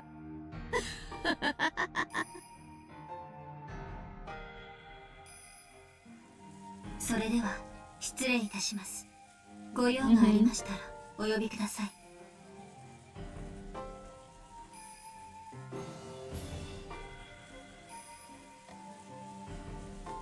カノンはわらわに感謝したぞ。そなたは感謝せぬのか。安息の日をわらわが与えることを。家具なら安息の日を喜びましょう。 But I am no longer furniture. Hell yeah! Hell yeah, Shannon. あなたに感謝することはありません。ご用はそれだけですか？ジョージから指輪をもらうつもりであろう。 Yeah, what about it, you hag? わらわがカノンと交わしたそなたを生贄に選ばないという約束を破棄すること。忘れるな。まだご用があるなら。 And I think this is why she's like, but what if? それでは失礼いたします。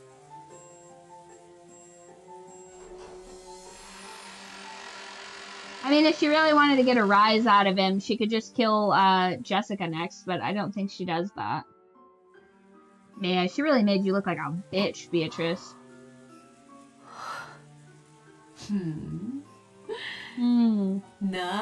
Beatrice the Great and Powerful.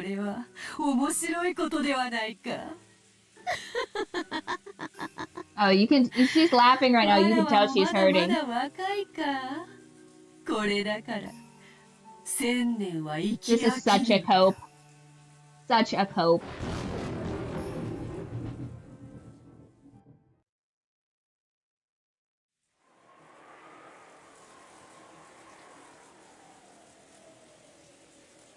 Back outside, I see. Oh, nope. Into the dinner table.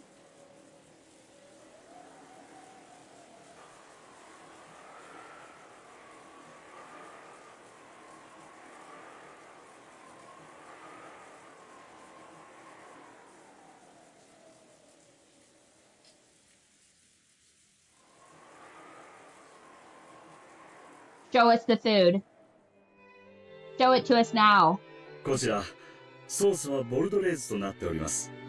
ベースの赤ワインはもちろん、ボルドー産の中でも素晴らしいものを使用しておりますが、その他にも当家オリジナルブレンドとしまして、世界各地数種類の名酒をブレンドしまして、より深い味わいとなりますよう整えてございます。この or ソースは chicken. 本年限りのものでございます。どうかお楽しみいただければ I don't 幸 want いで word す。 soup. I want the filling experience of getting to see Japanese illustrated food. しかしボルドレーズソースはフランス料理の王道ではないのかね。それにフランス以外の酒を使うのは少し邪道ではないかという気もするね。旦那様、本日は年に一度の親族会議でございます。普段は遠方にお住まいの皆様がはるばるお越しになり、一堂に集われた夜の晩餐には、世界各地より普段は出会うことのない名酒を取り寄せブレンドしたソースが何よりもふさわしいかと存じ、特別にご用意させていただいたのでございます。素晴らしい。本当に素晴らしい料理人や。あんたは能楽が変わると、料理も薬も効果は2倍になる。 I mean, it does take kind of a long time to prepare food to excellence, so さらに能楽で2倍。味の倍々ゲームや。 is everybody getting the same food? Then it's like whatever. Garçon, the wine list, please.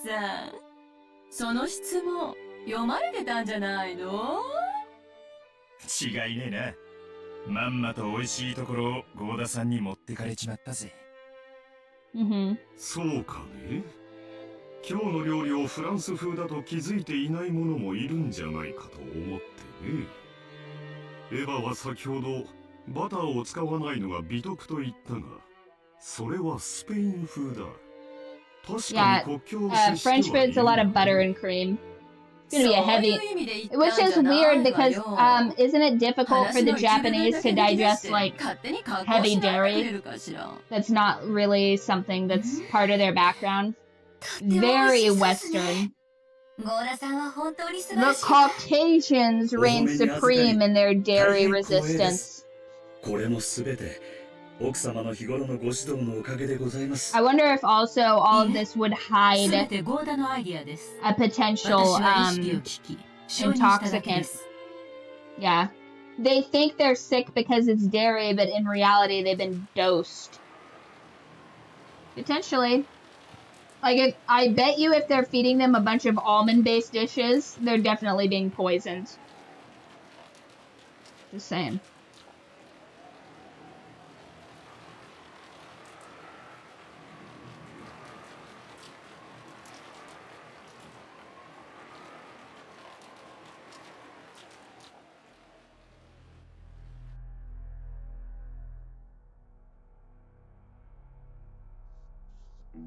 One sec. I'm gonna look up beef bordelaise because I feel like we deserve to see it.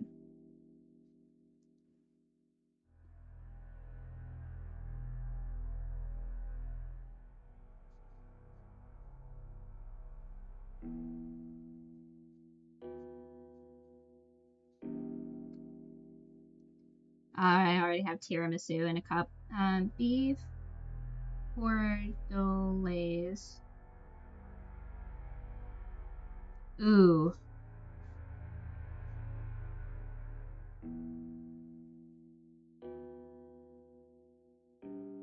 I bet it looks like this. Pop that into the stream chat real quick. Doing an awful lot of heavy lifting for this game that refuses to show me its food. Against my will, it will hide the food from me. That looks phenomenal. Oh, baby carrots.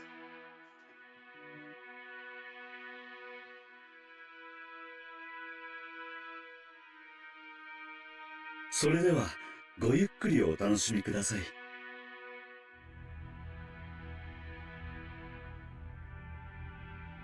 はい、キリエ様。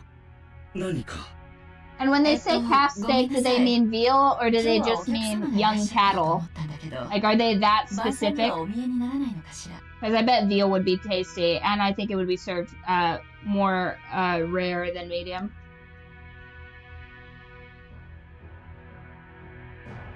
当主様は体調が優れられませんので、お部屋で食事をとると仰せです。主人は初めにそう説明いたしましたが、何か。ごめんなさい。そうじゃないの。Interesting. 客 Mm-hmm.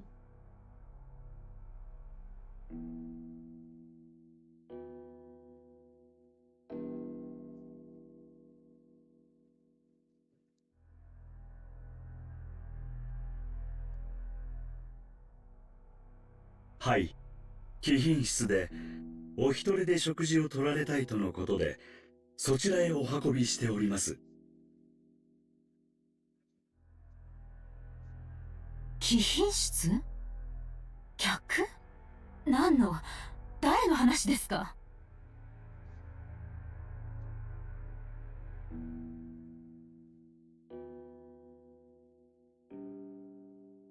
Mm-hmm. その、ベアトリーチェ様でございます。Gotta, you such an instigator. ほらほら、ベアトリーチェ来てるでしょ。 That's one.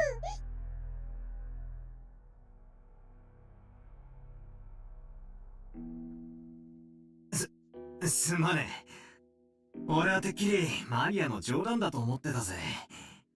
あ、本当にいたんだな。ベアトリーチェって、あの黄金のベアトリーチェなのかよ。マリアはいるってずっと言ってる。誰も信じてない。ごめんね、マリアちゃん。そういうつもりじゃないんだよ。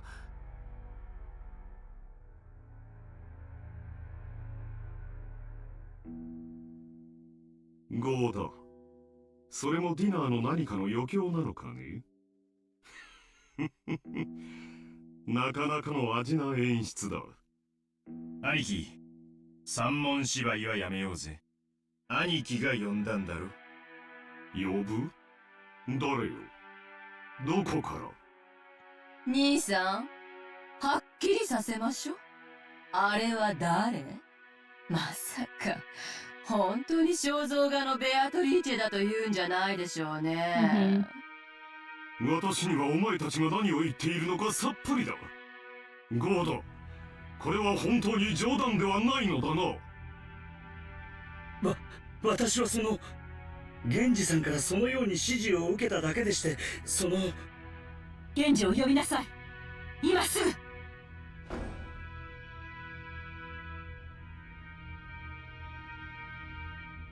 じゃあ兄貴も知らないってんだな。呼んだのは誰だ？親父ってことか？私には何のことかわからんね。 If he could call Beatrice, he would every day. 73 missed calls. それは大きな誤解だ。クラス兄さん、落ち着いてえな。わしらはもう腹の探り合いをすべき You have 段階 pretty にないで、 irises in the background. もし兄さんも知らない怪人物だっちゅうなら、これはとんでもない話になるんやで。秀吉さん、言葉を少し慎みませんか？主人は親族会議に不要な人間を招いたりはしません。まったくだ。お前たちは何を言っているのかね。肖像画の魔女が額縁を抜け出して現れたとでも言うのかね。実際にその魔女様に会ったという人間がいるわけでもなかろうが。私、あったわ。マリアもあった。クラウスおじさん信じて。ママを信じて。Two. That's two. 何が何だかさっぱりだぜ。つまりなんだ？じいさまに黄金を授けた魔女様が今年の親族会議にはスペシャルゲストとして登場ってわけかよ。しかし、本当にローザおばさんの見間違いってことじゃねえの？マリアもあった。That's three. ローザおばさん。I really hope that she has a schizophrenic nightmare. Oh wait. And she turns into evil Maria.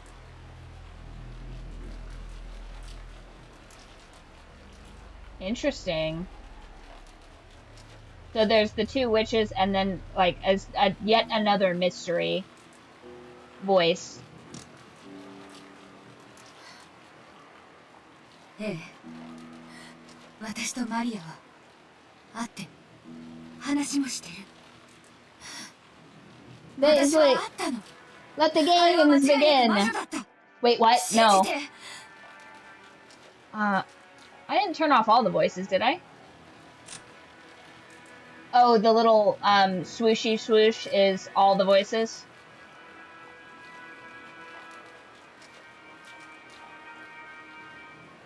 So the swooshy swoosh turns off all the... Oh, the black portal turns off all the voices. Oh, okay. Good to know. 私の見間違いとか錯覚とかそんなのじゃ断じてない。 This is such a weird face that Rose is doing, and I need it etched in marble forever, for all time, or just peak.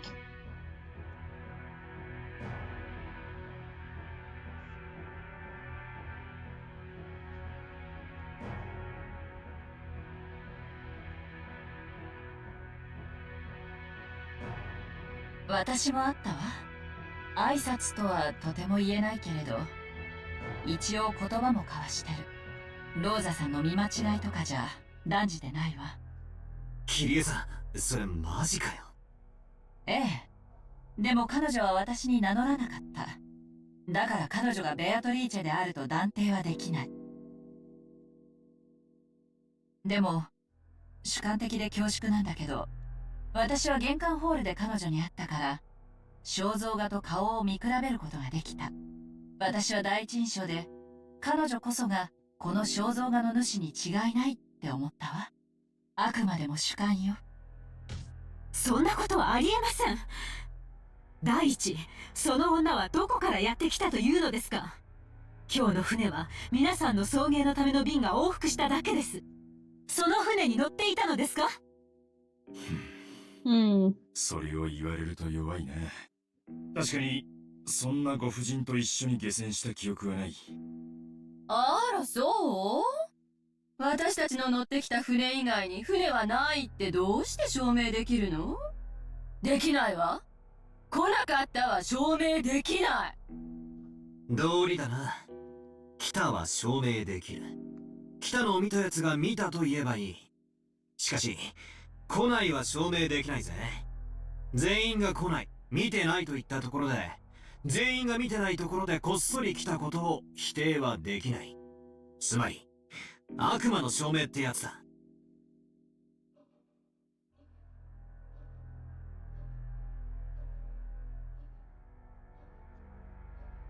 Known knowns and unknown unknowns.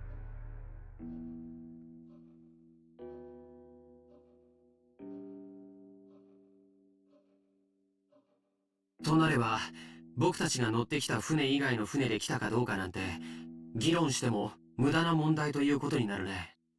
僕たちと一緒の船にはいなかった。それだけが事実で、それ以外の方法で、とにかくこの島に訪れたことになる。そうね。どうやって来たかなんて、議論の必要はないかもしれない。肝心なのは、現にこの屋敷に今いて、私たちと晩餐を共にする気がないという事実よ。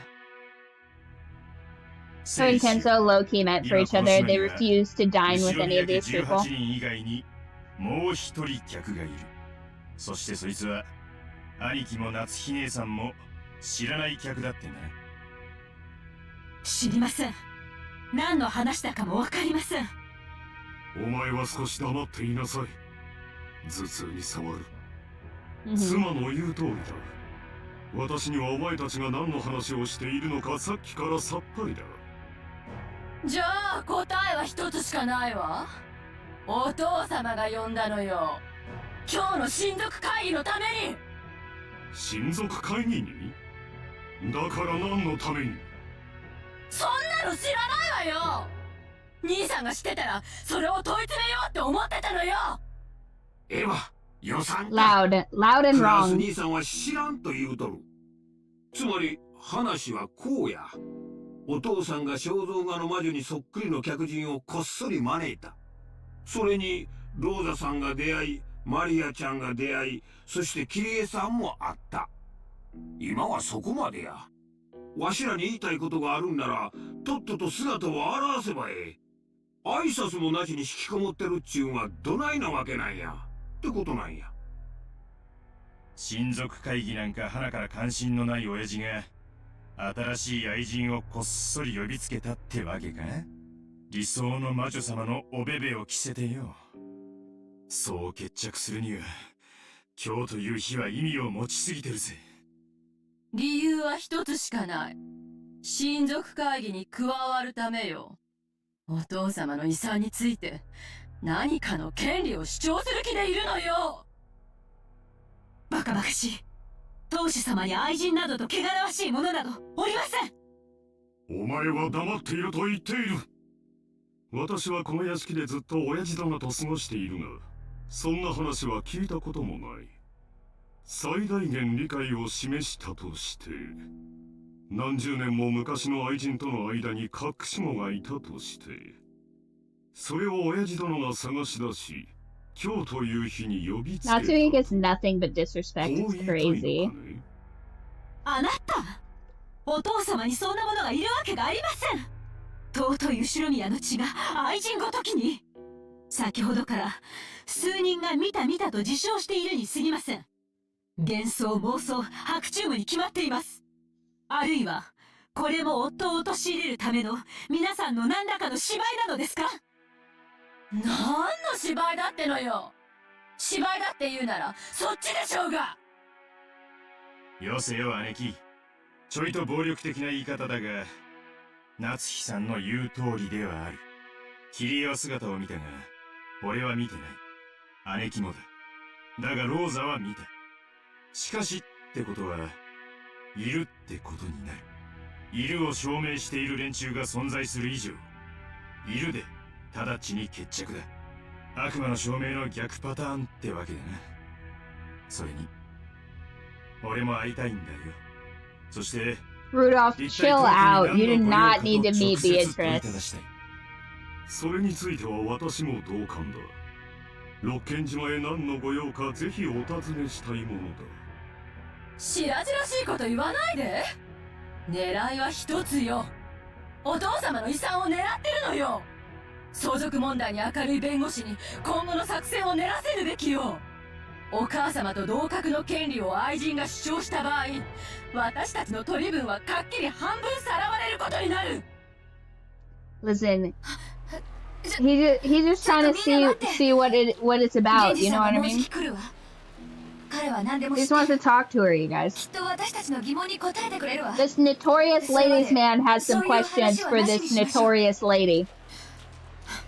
さあ子供たち、悪いけれど大人はちょっと込み入った話をしないといけないの。ゲストハウスへ戻っていなさい。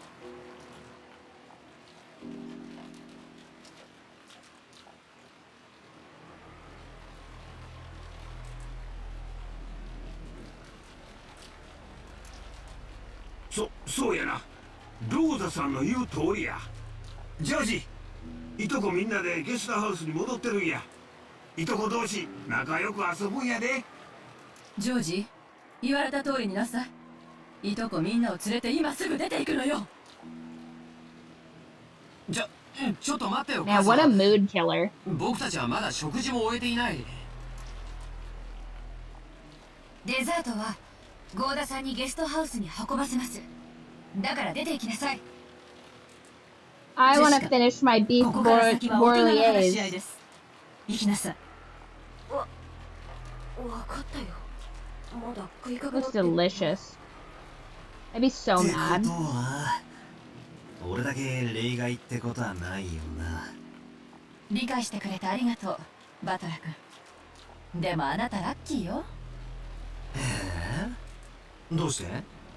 私も出ていけるなら出ていきたいもの。違いねえぜ。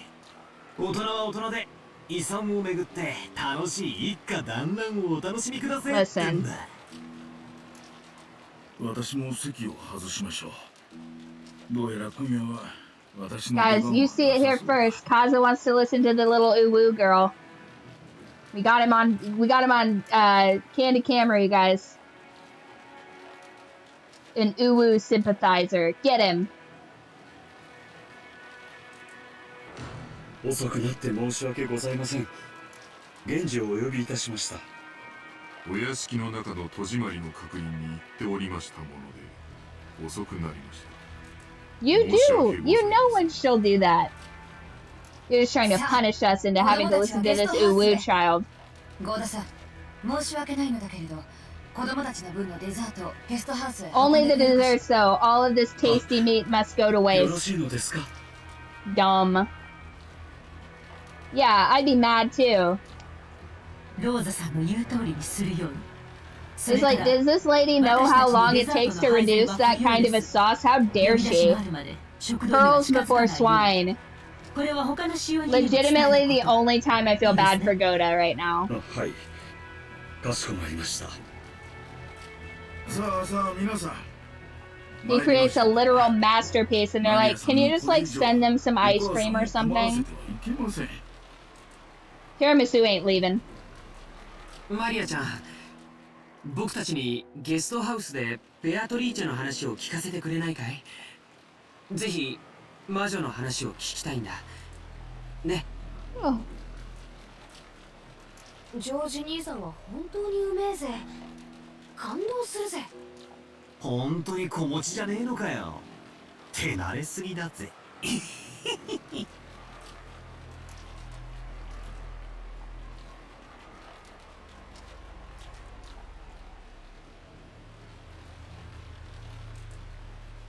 ご用は何でしょうか、皆さん。あるわ。たっぷりと。それもみんな。誰から質問するかくじ引きが欲しいくらいよ。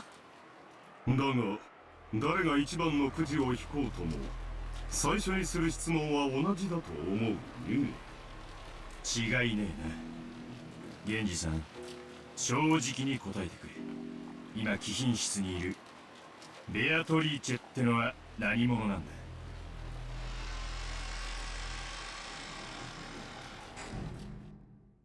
Are you kidding? Are you fucking kidding me right now?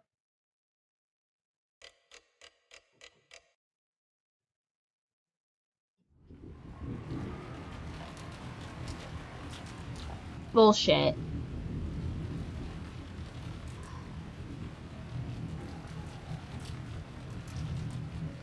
Oh, cake. We don't get to see the cake. We don't get to see the cake. We don't get to hear who Beatrice is. I will give you back the child voice, though. Garbage. 脳書きを求めようにも、熊さんのばあちゃんに聞いた日にゃ、このケーキの原料もサバってことになっちまうぜ。ほんと？サバからケーキってできる？このケーキもサバの絞り汁に小麦粉と卵を混ぜて焼き上げるとふっくら焼き上がるのでございますよ。それが本当ならすごいね。お父さんの店の新メニューにサバケーキとか登場するかもしれないよ。触って栄養 Unironically, not a big fan of fish cake. 女性とかお年寄りに人気が出たりしてな。俺は食わねえけどよ。Fish is really good for you, though. 年寄りも遠慮したいところです。 What? How come Tiramisu had to go? I'm sure he wanted to go and eat everything. Tiramisu probably didn't want to leave his dinner early.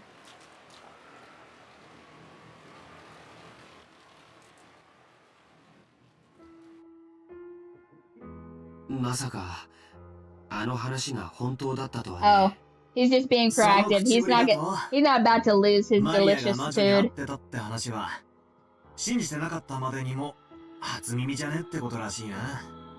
They all took their food with them. Okay, that would have been a real tragedy if they hadn't. よくあるおとぎ話くらいに思ってたぜ。 I'd be screaming, kicking my feet. No!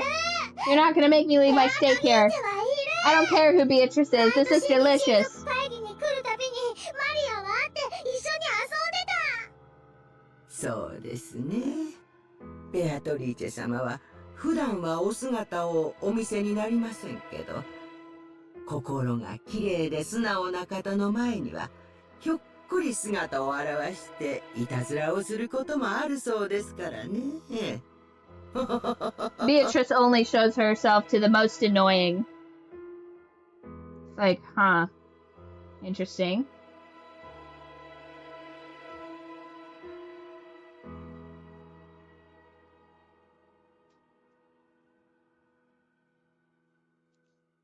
Right.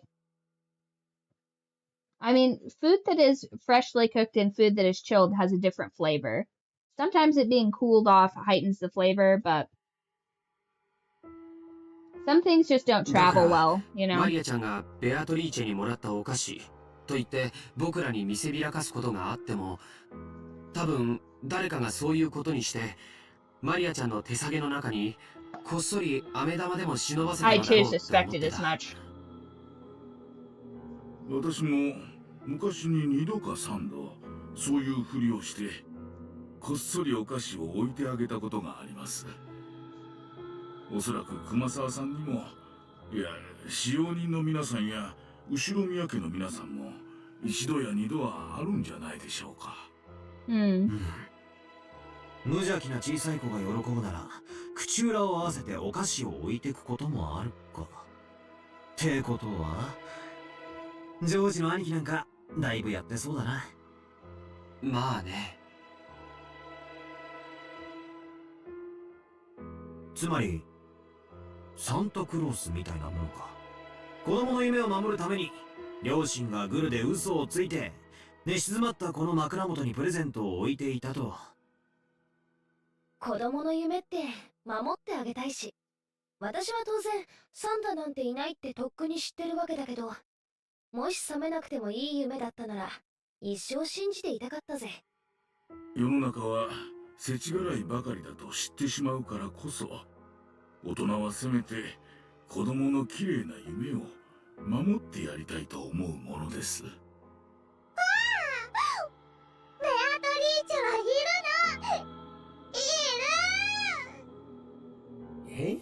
の？いますとも。ベアトリーチェ様はおりますよ。この前もですね、サバを干して紅茶の出汁に使おうとしておりましたら、 What is this woman's obsession with mackerel? そこへひょっこり。まあつまりこういう調子だったはずなんだけどね。つまりマリアを除けば誰も信じてなかったはずの魔女ってわけだ。少し言葉が足りないね。Okay. 信じてなかったんじゃない。信じさせてあげようとしたんだ。From a fishing village, so all of her jokes are fish-based. Which is why we have such a coded fish-based system here.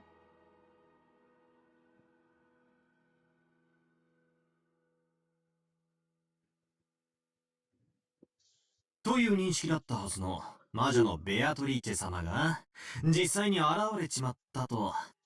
そういうことか。しかもだ、おじさんたちの騒ぎを見る限りどうも招かれた客でもないらしい。こりゃ面白そうな話だぜ。ベアトリーチェという女性が実在しないという前提は実は存在しない。ルドルフおじさんも言っていた悪魔の証明そのものだよ。ベアトリーチェと名乗る女性の存在を僕たちは誰も知らなかった。でもだからといってそれがベアトリーチェが実在する可能性を否定できるわけじゃない。南條先生はじいさまとの付き合いが長いですよね。一時期親族会議でクラウスさんたちに随分と聞かれた話ですが、その昔金蔵さんにベアトリーチェという愛人がいて、その隠し子がいるのではないかという話です。Yeah, I mean, the doctor な would るほど know な。 that. 親父たちは遺産分配で頭がいっぱいだ。そこに愛人の娘なんてのが現れれば、面倒なことになるのは火を見るより明らかってわけだ。クラウスさんたちも最初は源氏さんに聞かれたのでしょう。しかし源氏さんは金蔵さんに忠誠を誓う側近で、多分私よりも金蔵さんが心を許す親友です。源氏さんは多分何も語らなかったのでしょう。それで次に古い友人である私の方に話を聞こうということになったのでしょうな。で、結論として南條先生、じい様にベアトリーチェという愛人はいたんすか？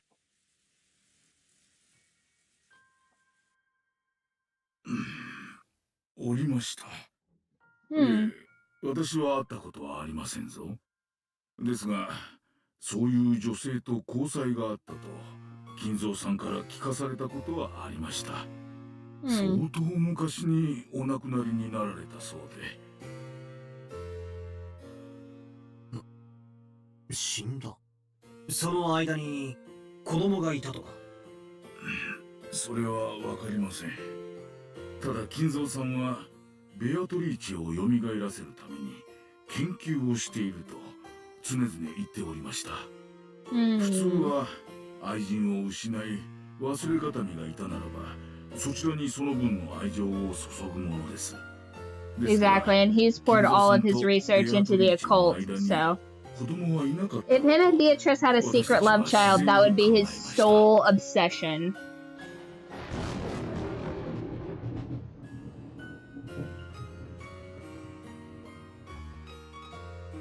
Huh? ってことは、それも悪魔の証明になっちまうな。なるぜ。愛人との間に子供がいなかったことは証明不能。現にこうして現れた以上、いたってことになっちまうわけか。I doubt it. 少し暴力的な理論だね。I doubt Kenzo has a secret child with Beatrice. 何者かがおじい様の大昔の愛人関係を I'd put that in a category of like maybe 1 out of 10 that that's possible, like maybe, but like I'm not gonna completely rule it out, but I think it's very, very unlikely. しかし、本当に彼女が隠し子で、しかもその上。I mean, let's also be fair. Do you think that he would classify a Beatrice's child as illegitimate? That'd be his only legitimate child in his eyes. なんだよそれ。ああ、すまんすまん。男なんだよ。ついつい面白そうな方に脚色しちまうぜ。妙なドラマの見過ぎだな。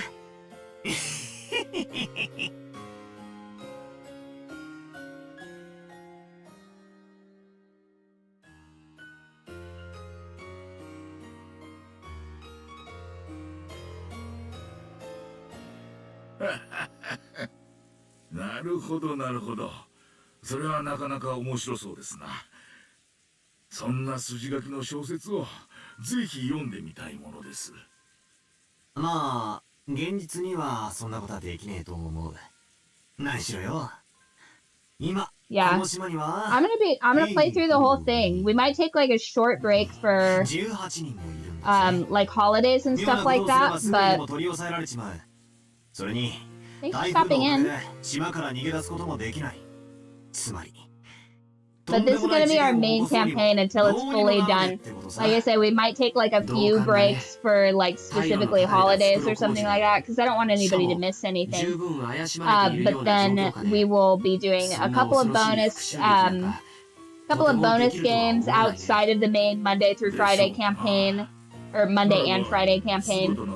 And then, yeah, it's just going to be 10,000 hours of Umineko until that's completed. And then I believe the next game series is Dead Space, so.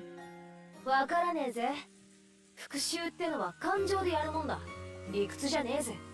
それこそ、差し違えてでもなんて考えたら、別に警察も人数も退路がなくても何も怖くはないかもしれねえぜ。大丈夫だよ、ジェシカちゃん。僕たちが想像するような物騒なことは何も起きないよ。We're gonna memorize all the light fixtures and furniture in this by heart by the end of this, guaranteed. I'll be like, wait a minute, one of these portraits have moved. Where'd you know? Is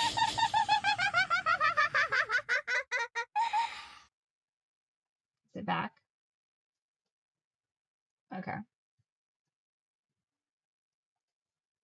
Yeah, we're getting weird fluctuation in everything. そうなんだ。それがバトラーの認識なんだね。Spooky child making a return. バトラーはベアトリーチェの存在をとりあえずは認めてる。19人目の客人程度には認めてる。でも、そこまでだね。19人目のベアトリーチェが魔女であることは認めてないね。突然何を言い出すかと思えばそうだろ魔女なんているわけがねそれを語る人間の女しかありえねえだろうがあれおかしいよバトラーそれは悪魔の証明だよ魔女なんているわけがねでもそれはバトラーが魔女に会ったことがないというだけでYou will give me the flat You will give him to me. Give me my piglet. 確かにそうだ魔女がいねえを証明することはできないしかし証明はできなくても主張はできる魔女がいねえという俺の主張だどうして魔女はいないなんて証明できないくせに主張できるのそんなものはいねえからだよ。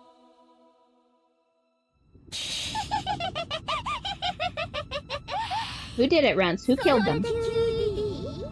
何の証拠も根拠もなく証明終了無知がガナギする時の典型例 Who do you think did it? Is there a witch, Mr. Rance?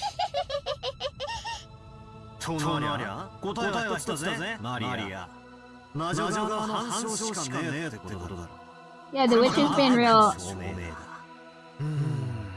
連れてくりゃ話は早いこの場合はベアトリーチと名乗る夫人が Yeah, just go to the VIP room. The amount of times I've said that in my lifetime, right? 人間には不可能なことをやってみせればいいってことだろ Greed boy. 落ち着いてくださいな。 Who did it, Rance?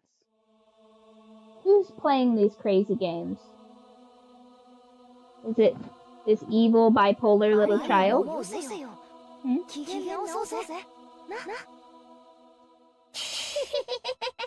Rance, there's no need to threaten mommy. Unbelievable. それが望みならベアトリーチェはきっと見せてくれるよ人間には不可能なこと Yes. そしたらバトラも信じるんだよねベアトリーチェのこと Who did it, Detective そ Star? いつを我慢してくれたら信じてやろうじゃねえか魔女とバトラの議論のチェスだねチェックメイトされたらバトラは魔女を信じるおお、しゃれた例えだぜ魔女が魔法を見せる俺のキングにチェックをかける俺は人間でも何らかの手段で再現可能だとイチャモンをつけてキングを逃がすそれができなきゃチェックメイトってのは確かにいい例えだ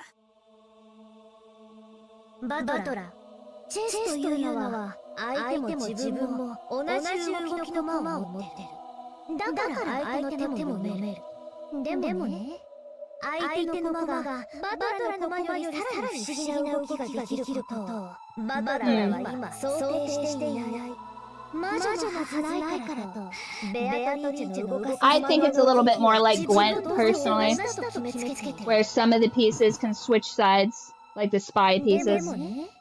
悪いけどバトラのチェスの相手は人間じゃない魔女なの人間にはさせない駒の動きができるバトラは今そこの認識を間違えているのバトラはキリレおばさんのチェス思考って好きでしょあ相手の立場に立っての思考術ってやつを気に入ってるぜ。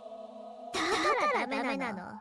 相手は魔女なのにバトラはそれを認めない。だから魔女のさせる手を理解できず、チェス盤思考が通じない。相手の認識を間違えている。チェス盤思考の一番最初の前提が崩れてる。おお、そう来るかよ。そなたは魔女とのチェスに勝てぬ。That's true, the only way to win is to not play. Except if you don't play, she kills everyone. So it appears that Beatrice has seen war games, unfortunately. So, didn't that come out in the 80s too? Let me look that up real quick. Yeah.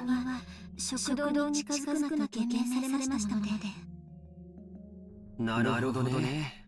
それでシャノンはその1983という人物に以前会ったことはある？わかりません。 And pop that into the thing here. 私たち使用人にとってベアトリーチェ様はお屋敷のもう一人の主です。親方様に感化されてそうだと吹聴しているというふうにおっしゃる方もおられますが。I mean, here's the thing. If she just keeps resetting the day, if you just refuse to play, that'd piss her off so much that she'd give you a hint at least. I'd be like, I don't get it, Beatrice. And she'd be like, what aren't you getting? And I'd be like, mostly the math and the time and basically a combination of those two things. And she'd be like, you fool! Why can't you understand basic math and timelines? And I'd be like, I don't know. She's shaking me. But what about the butterflies? I don't know about the butterflies. That's pretty crazy. What do you got in that pipe, Beatrice? She'd be like, get out. I'd be like, listen, you said until we figure it out, and unfortunately I haven't figured it out. She'd be like, ah! An eternal trap of my own making with this moron. Unfortunately, Beatrice, you live in a state of ultra nuance, and I'm a fool.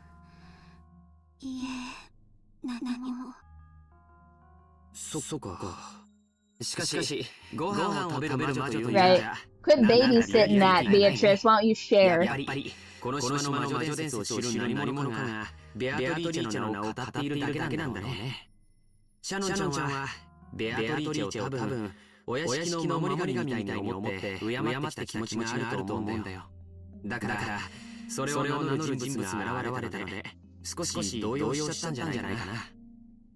Just smoking it out with Beatrice in the tea room, and she's like, please leave. And I'm like, wish that I could. Wish that I could. Guess we're gonna be together forever, Beatrice. And she's like, a fate worse than death. Unfortunately for Beatrice, I'm not in defeat. But I am being defeated. Dad.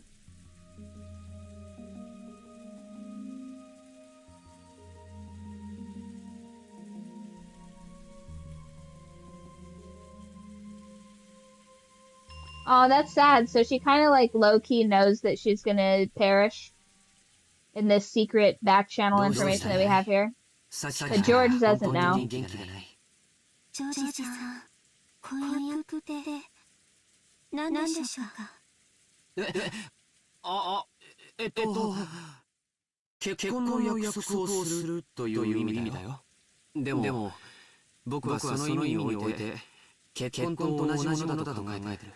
Pretty much. It's like a pre-contract. That's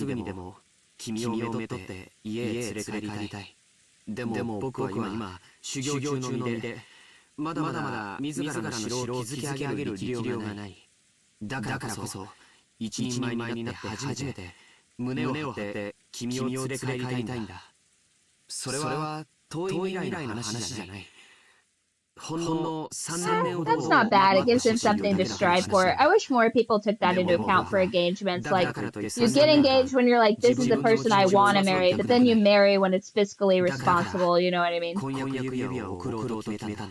or it gives you something to strive for. Like, instead of just staying at your dead-end job or whatever, you're like, I'm gonna achieve this goal or whatever, and then that'll be like essentially passing this trial, with which then you're like seen as more respected socially. You know what I mean? Like, I'll get married after I get this big promotion that I've been gunning for, or I'll get married after I make like X amount of whatever, or stuff like that. I don't know, I think that's kind of cool.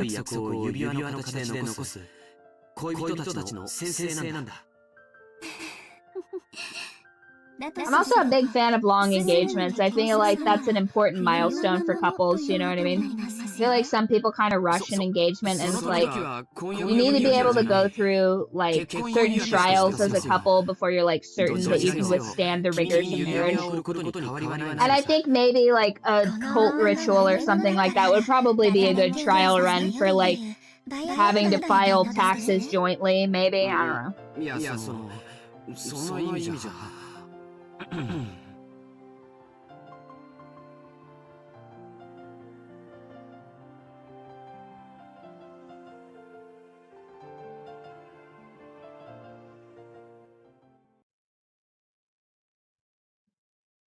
Yeah.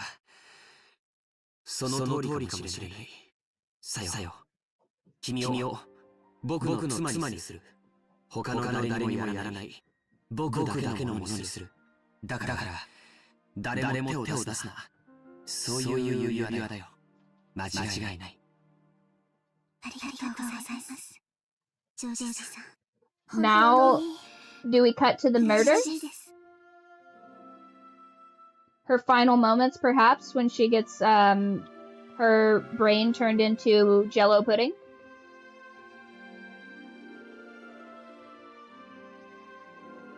Dakara, 僕はあえてこれを婚約指輪と呼ぶのをやめにする。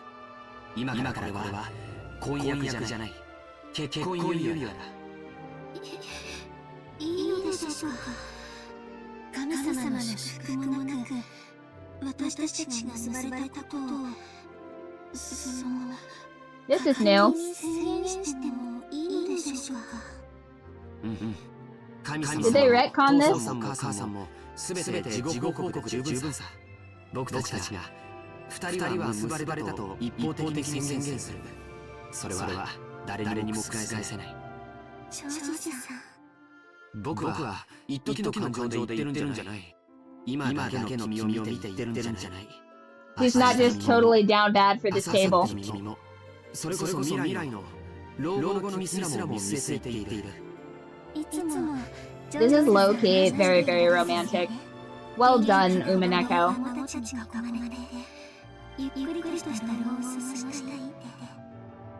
Right. You're definitely not going to get your skull caved in the next 20 to 30 minutes. Don't even trip, Shannon. You're going to have lots of kids.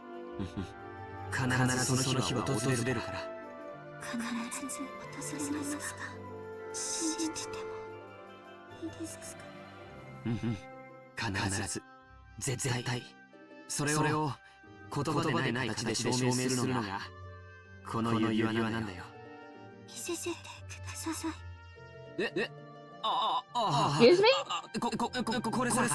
Oh, right. The ring. Sorry, my bad.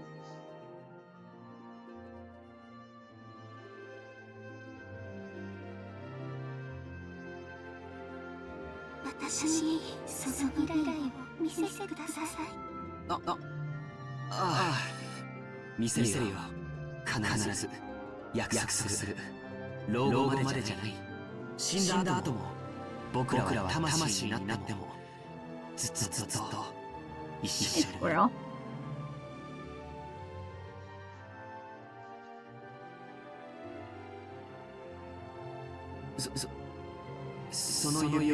Okay, now we're back to... Except they're already married, so it's like, okay. So, like, what's he saying? Like, oh, we're married. Well, then why'd he ask? Why did he ask the first time? What ring was what? これが私のお返事です、ジョージさん。シャノン。Yeah, what's this business? I'm confused. Yes. This game is like such a bane to my autism. I'm like, that's not what happens. What happens? Game gives me schizophrenia, and I'm like, rrr. Yeah, is this like the butterfly effect where if you change a single thing, like other things change as well? Like, oh, if Beatrice made an appearance, then this is how this would have played out.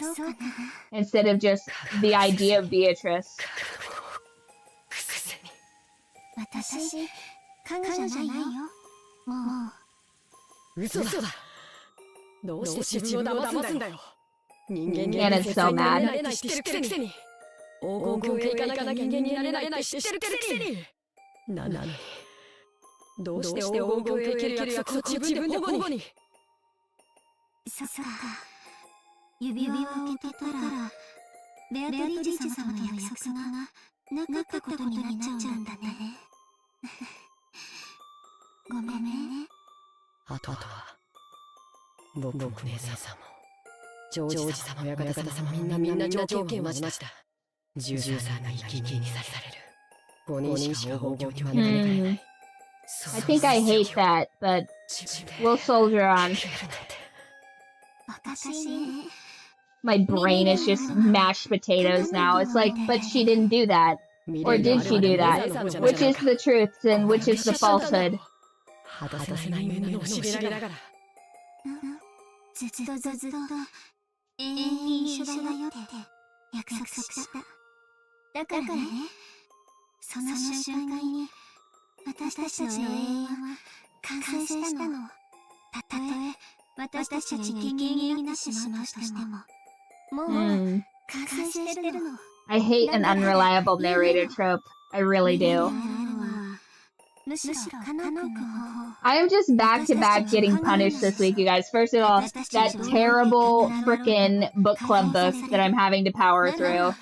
This game gaslighting me nonstop. I'm just like, oh my gosh. Blink twice if this is the truth. Shannon, open your eyes. Tell me if this is the true conclusion.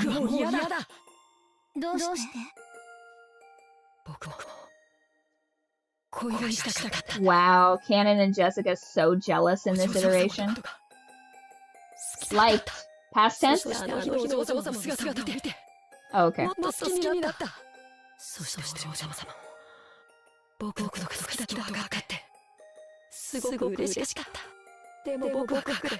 You're a monster.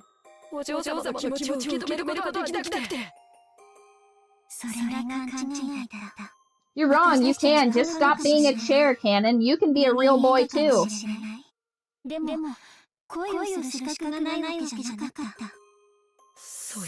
If dating everything has taught me anything, it's that you too can fall in love with a piece of furniture.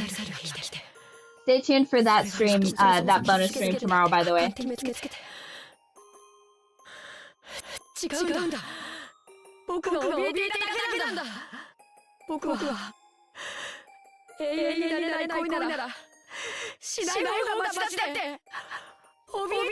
This femboy is having a rough night.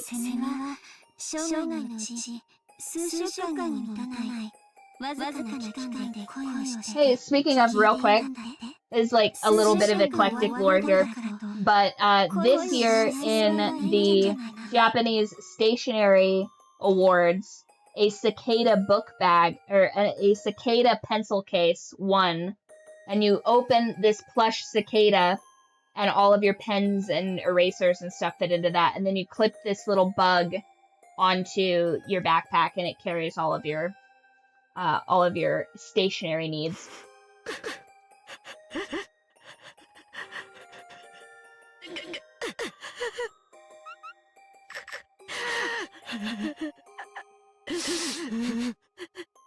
This femboy having a tough night. It can get worse, Cannon. It can always get worse. 僕にどうしてこんな気持ちを植え付けてあいつさえ妙ないたずらをしなければ僕はお嬢様のことなんか気にならなかったよね。ベアトリーチェ様はひどいね。カノ君にそうやって悔し泣きをさせるために運命をいたずらした。でも魔女のお枠は多分外れてる。だって Never meet your heroes, you guys.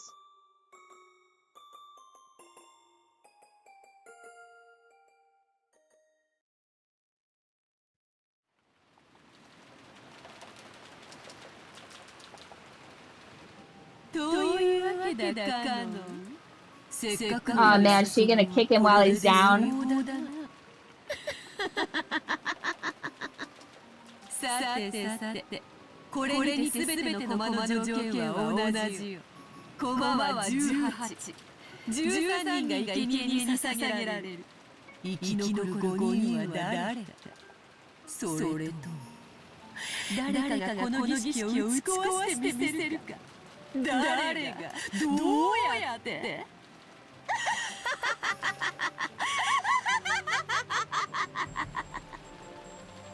これはチェスプロブレムではない対等なゲームだ。わらわだけが一方的に詰めるわけではない。そなたはわらわの詰めから懸命に逃れ続け、引き分け無効試合に持ち込むことができる。まあせいぜいそなたにできるのはそれを永遠と繰り返すのが関の山よ。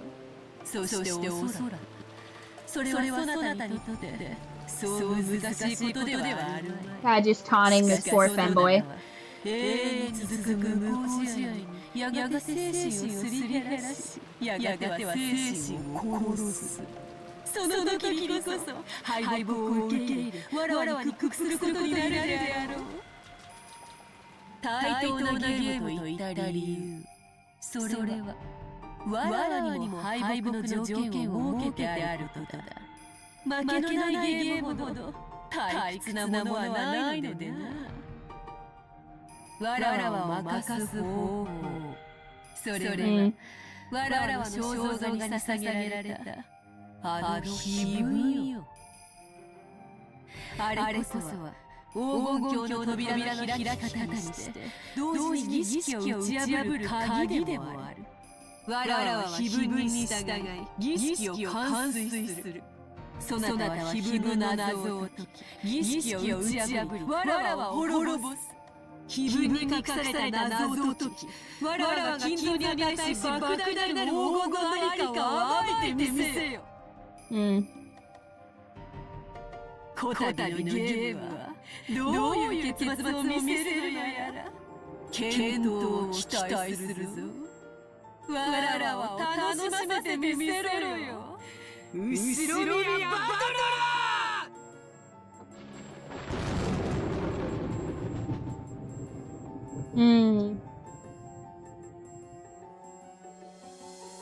What a beautiful golden cathedral. They have a cathedral at their house? I mean, they're rich, but like, damn. 信じられないし、信じたくないけれど。This is quite the estate. 現実なのね。夏日、言葉を少し選びなさい。彼女は当家の最高の賓客なのだ。わしら認める。グモので。へえ、認めるわ。一遍の文句がない。まさか本当に素直にあなた尊敬の念を覚えるわ。私もよ。すごいわ。純粋に尊敬する。だから認めざるを得ないわ。俺も認めるぜ。未だに信じられねえ。だがどうしようね。悪魔を証明しちまった。あんたの勝ちだ。悪魔の証明はそなたがこの証明の上の便利な言い訳だったがあだになったようだ。いじめるなよ魔女さん。俺はもうあんたを認めてるぜ。降参だ。キリエ、まだ異論があるか。わらわは全員一しか好まぬ。お前一人がわらわの存在を認めるならば。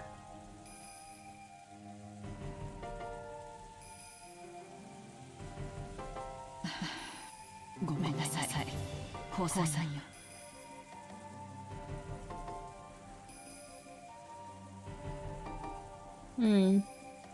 私も認めるわ。あなたはベアトリーチェ、後宮家の顧問錬金術師、そして偉大な魔法の使い手、魔女であることを認めざるを得ない。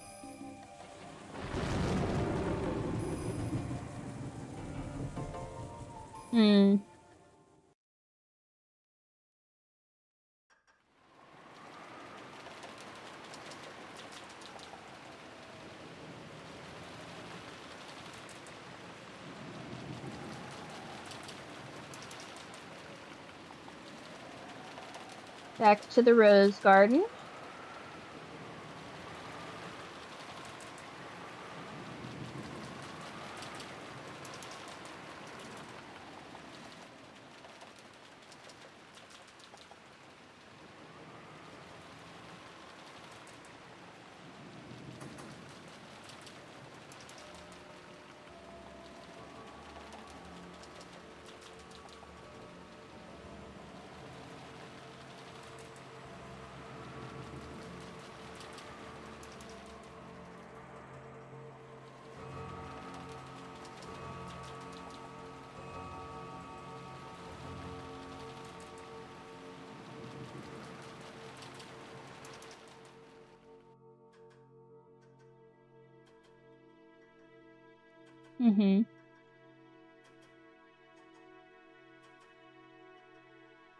Okay, and this is where everyone was at.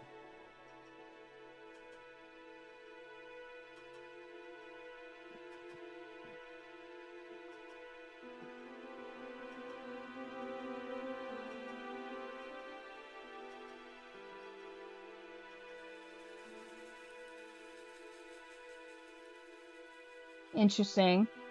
Does the delay in them being in these areas have anything to do, or is that just by happenstance?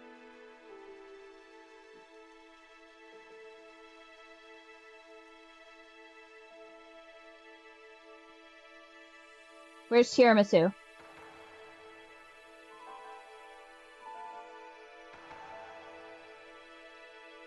Show me tiramisu. Oh, okay.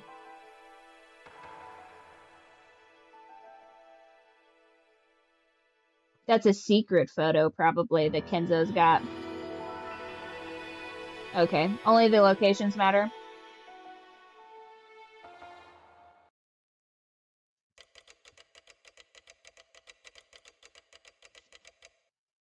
Alright, real quick before we persist, Kaza, are we going to be able to get to... Hold on.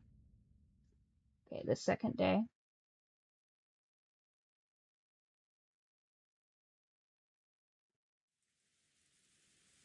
Interesting. So those are our unknowns. So, do you think we'll be able to get to chapter 10? Oh, spooky, it's Halloween. I don't remember that being made mention before. How far you want to get? Are we going to be able to get to chapter 10? I want to end it literally halfway up through. One moment. I want to end it literally halfway. But I don't want to go crazy over 2 minutes and 30 because I want everybody else to be on the same page for our next showing. I don't want to go like super far ahead. So I'm trying to decide if this is where we call it for the evening or if we push on for another like 30 to 45 minutes. But I don't know the length of these chapters, but you do. So what do you think a better stopping point would be? Now or on the next one?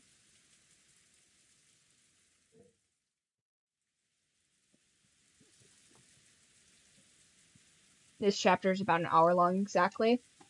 Hmm. And do we get new information in this chapter? Like significant new information? Either or. Okay, well, one, I'm going to save it. We're going to save it here at number 2. And then we are going to take a brief commercial break. That's what we'll do. And then we'll end it at the end of this chapter.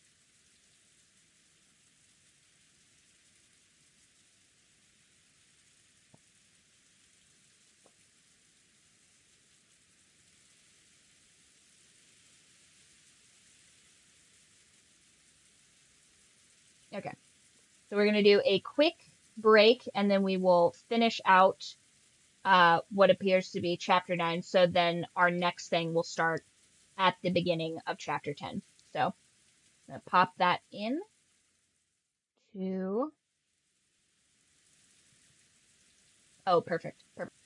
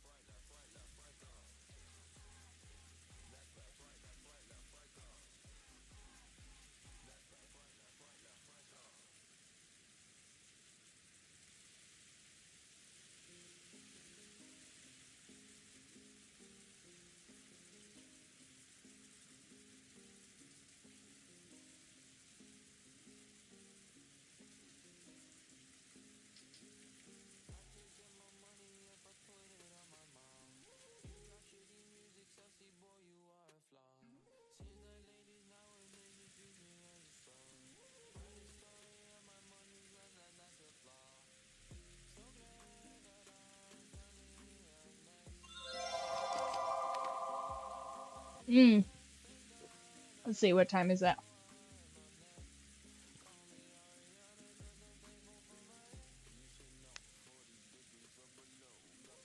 Mm. a bit of a late night. What day is today? Is this the Monday stream or the Friday stream? Oh, this is the Friday stream. Well, I think it's probably all right. We'll call it here. First of all, I'll go in and save. Make sure to save.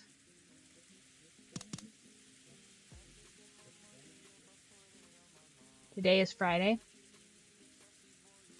Max passed out already. So we're going to save. Okay.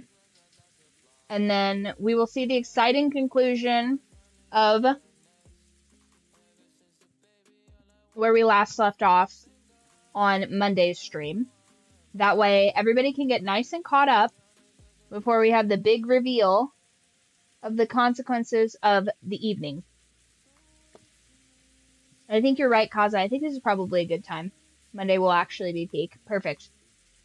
And that gives everybody time to catch up and do what they gotta do. And then we'll have a nice, lighthearted in like 16 hours-ish or what have you. We will have a nice, light bonus stream of date everything. And then on Monday, we will pick back up with Umineko. Possible that we will be streaming more of that freaky book club book in the book club channel, which I've renamed from the gaming channel just because I put all my book club notes in there now. So the gaming channel is brand new. So if you guys want to game and not be part of the crazy freaky book club, that is entirely up to you. But I think you guys are right. I think it's probably a good time to call it plot-wise for the evening. And then I will see you guys on the next stream. If you haven't already, follow wherever you like watching this. Twitch, YouTube, makes no difference to me. Follow wherever you enjoy. But I highly recommend joining the Discord. The Discord's where it's at. That's where all of this stuff happens in between streams. And it is the best place to get your announcements because some of this stuff is... I noticed we had a couple of people on YouTube saying that we were having a difficult time getting notifications through just the native YouTube. But anyhow, I have been Riley Byrd, and I will see you guys on the next stream, which will be Saturday, today, at I think it ends up being 8 or 9. But whatever the schedule says on that one. And then Monday, we will pick back up on our Umineko stream.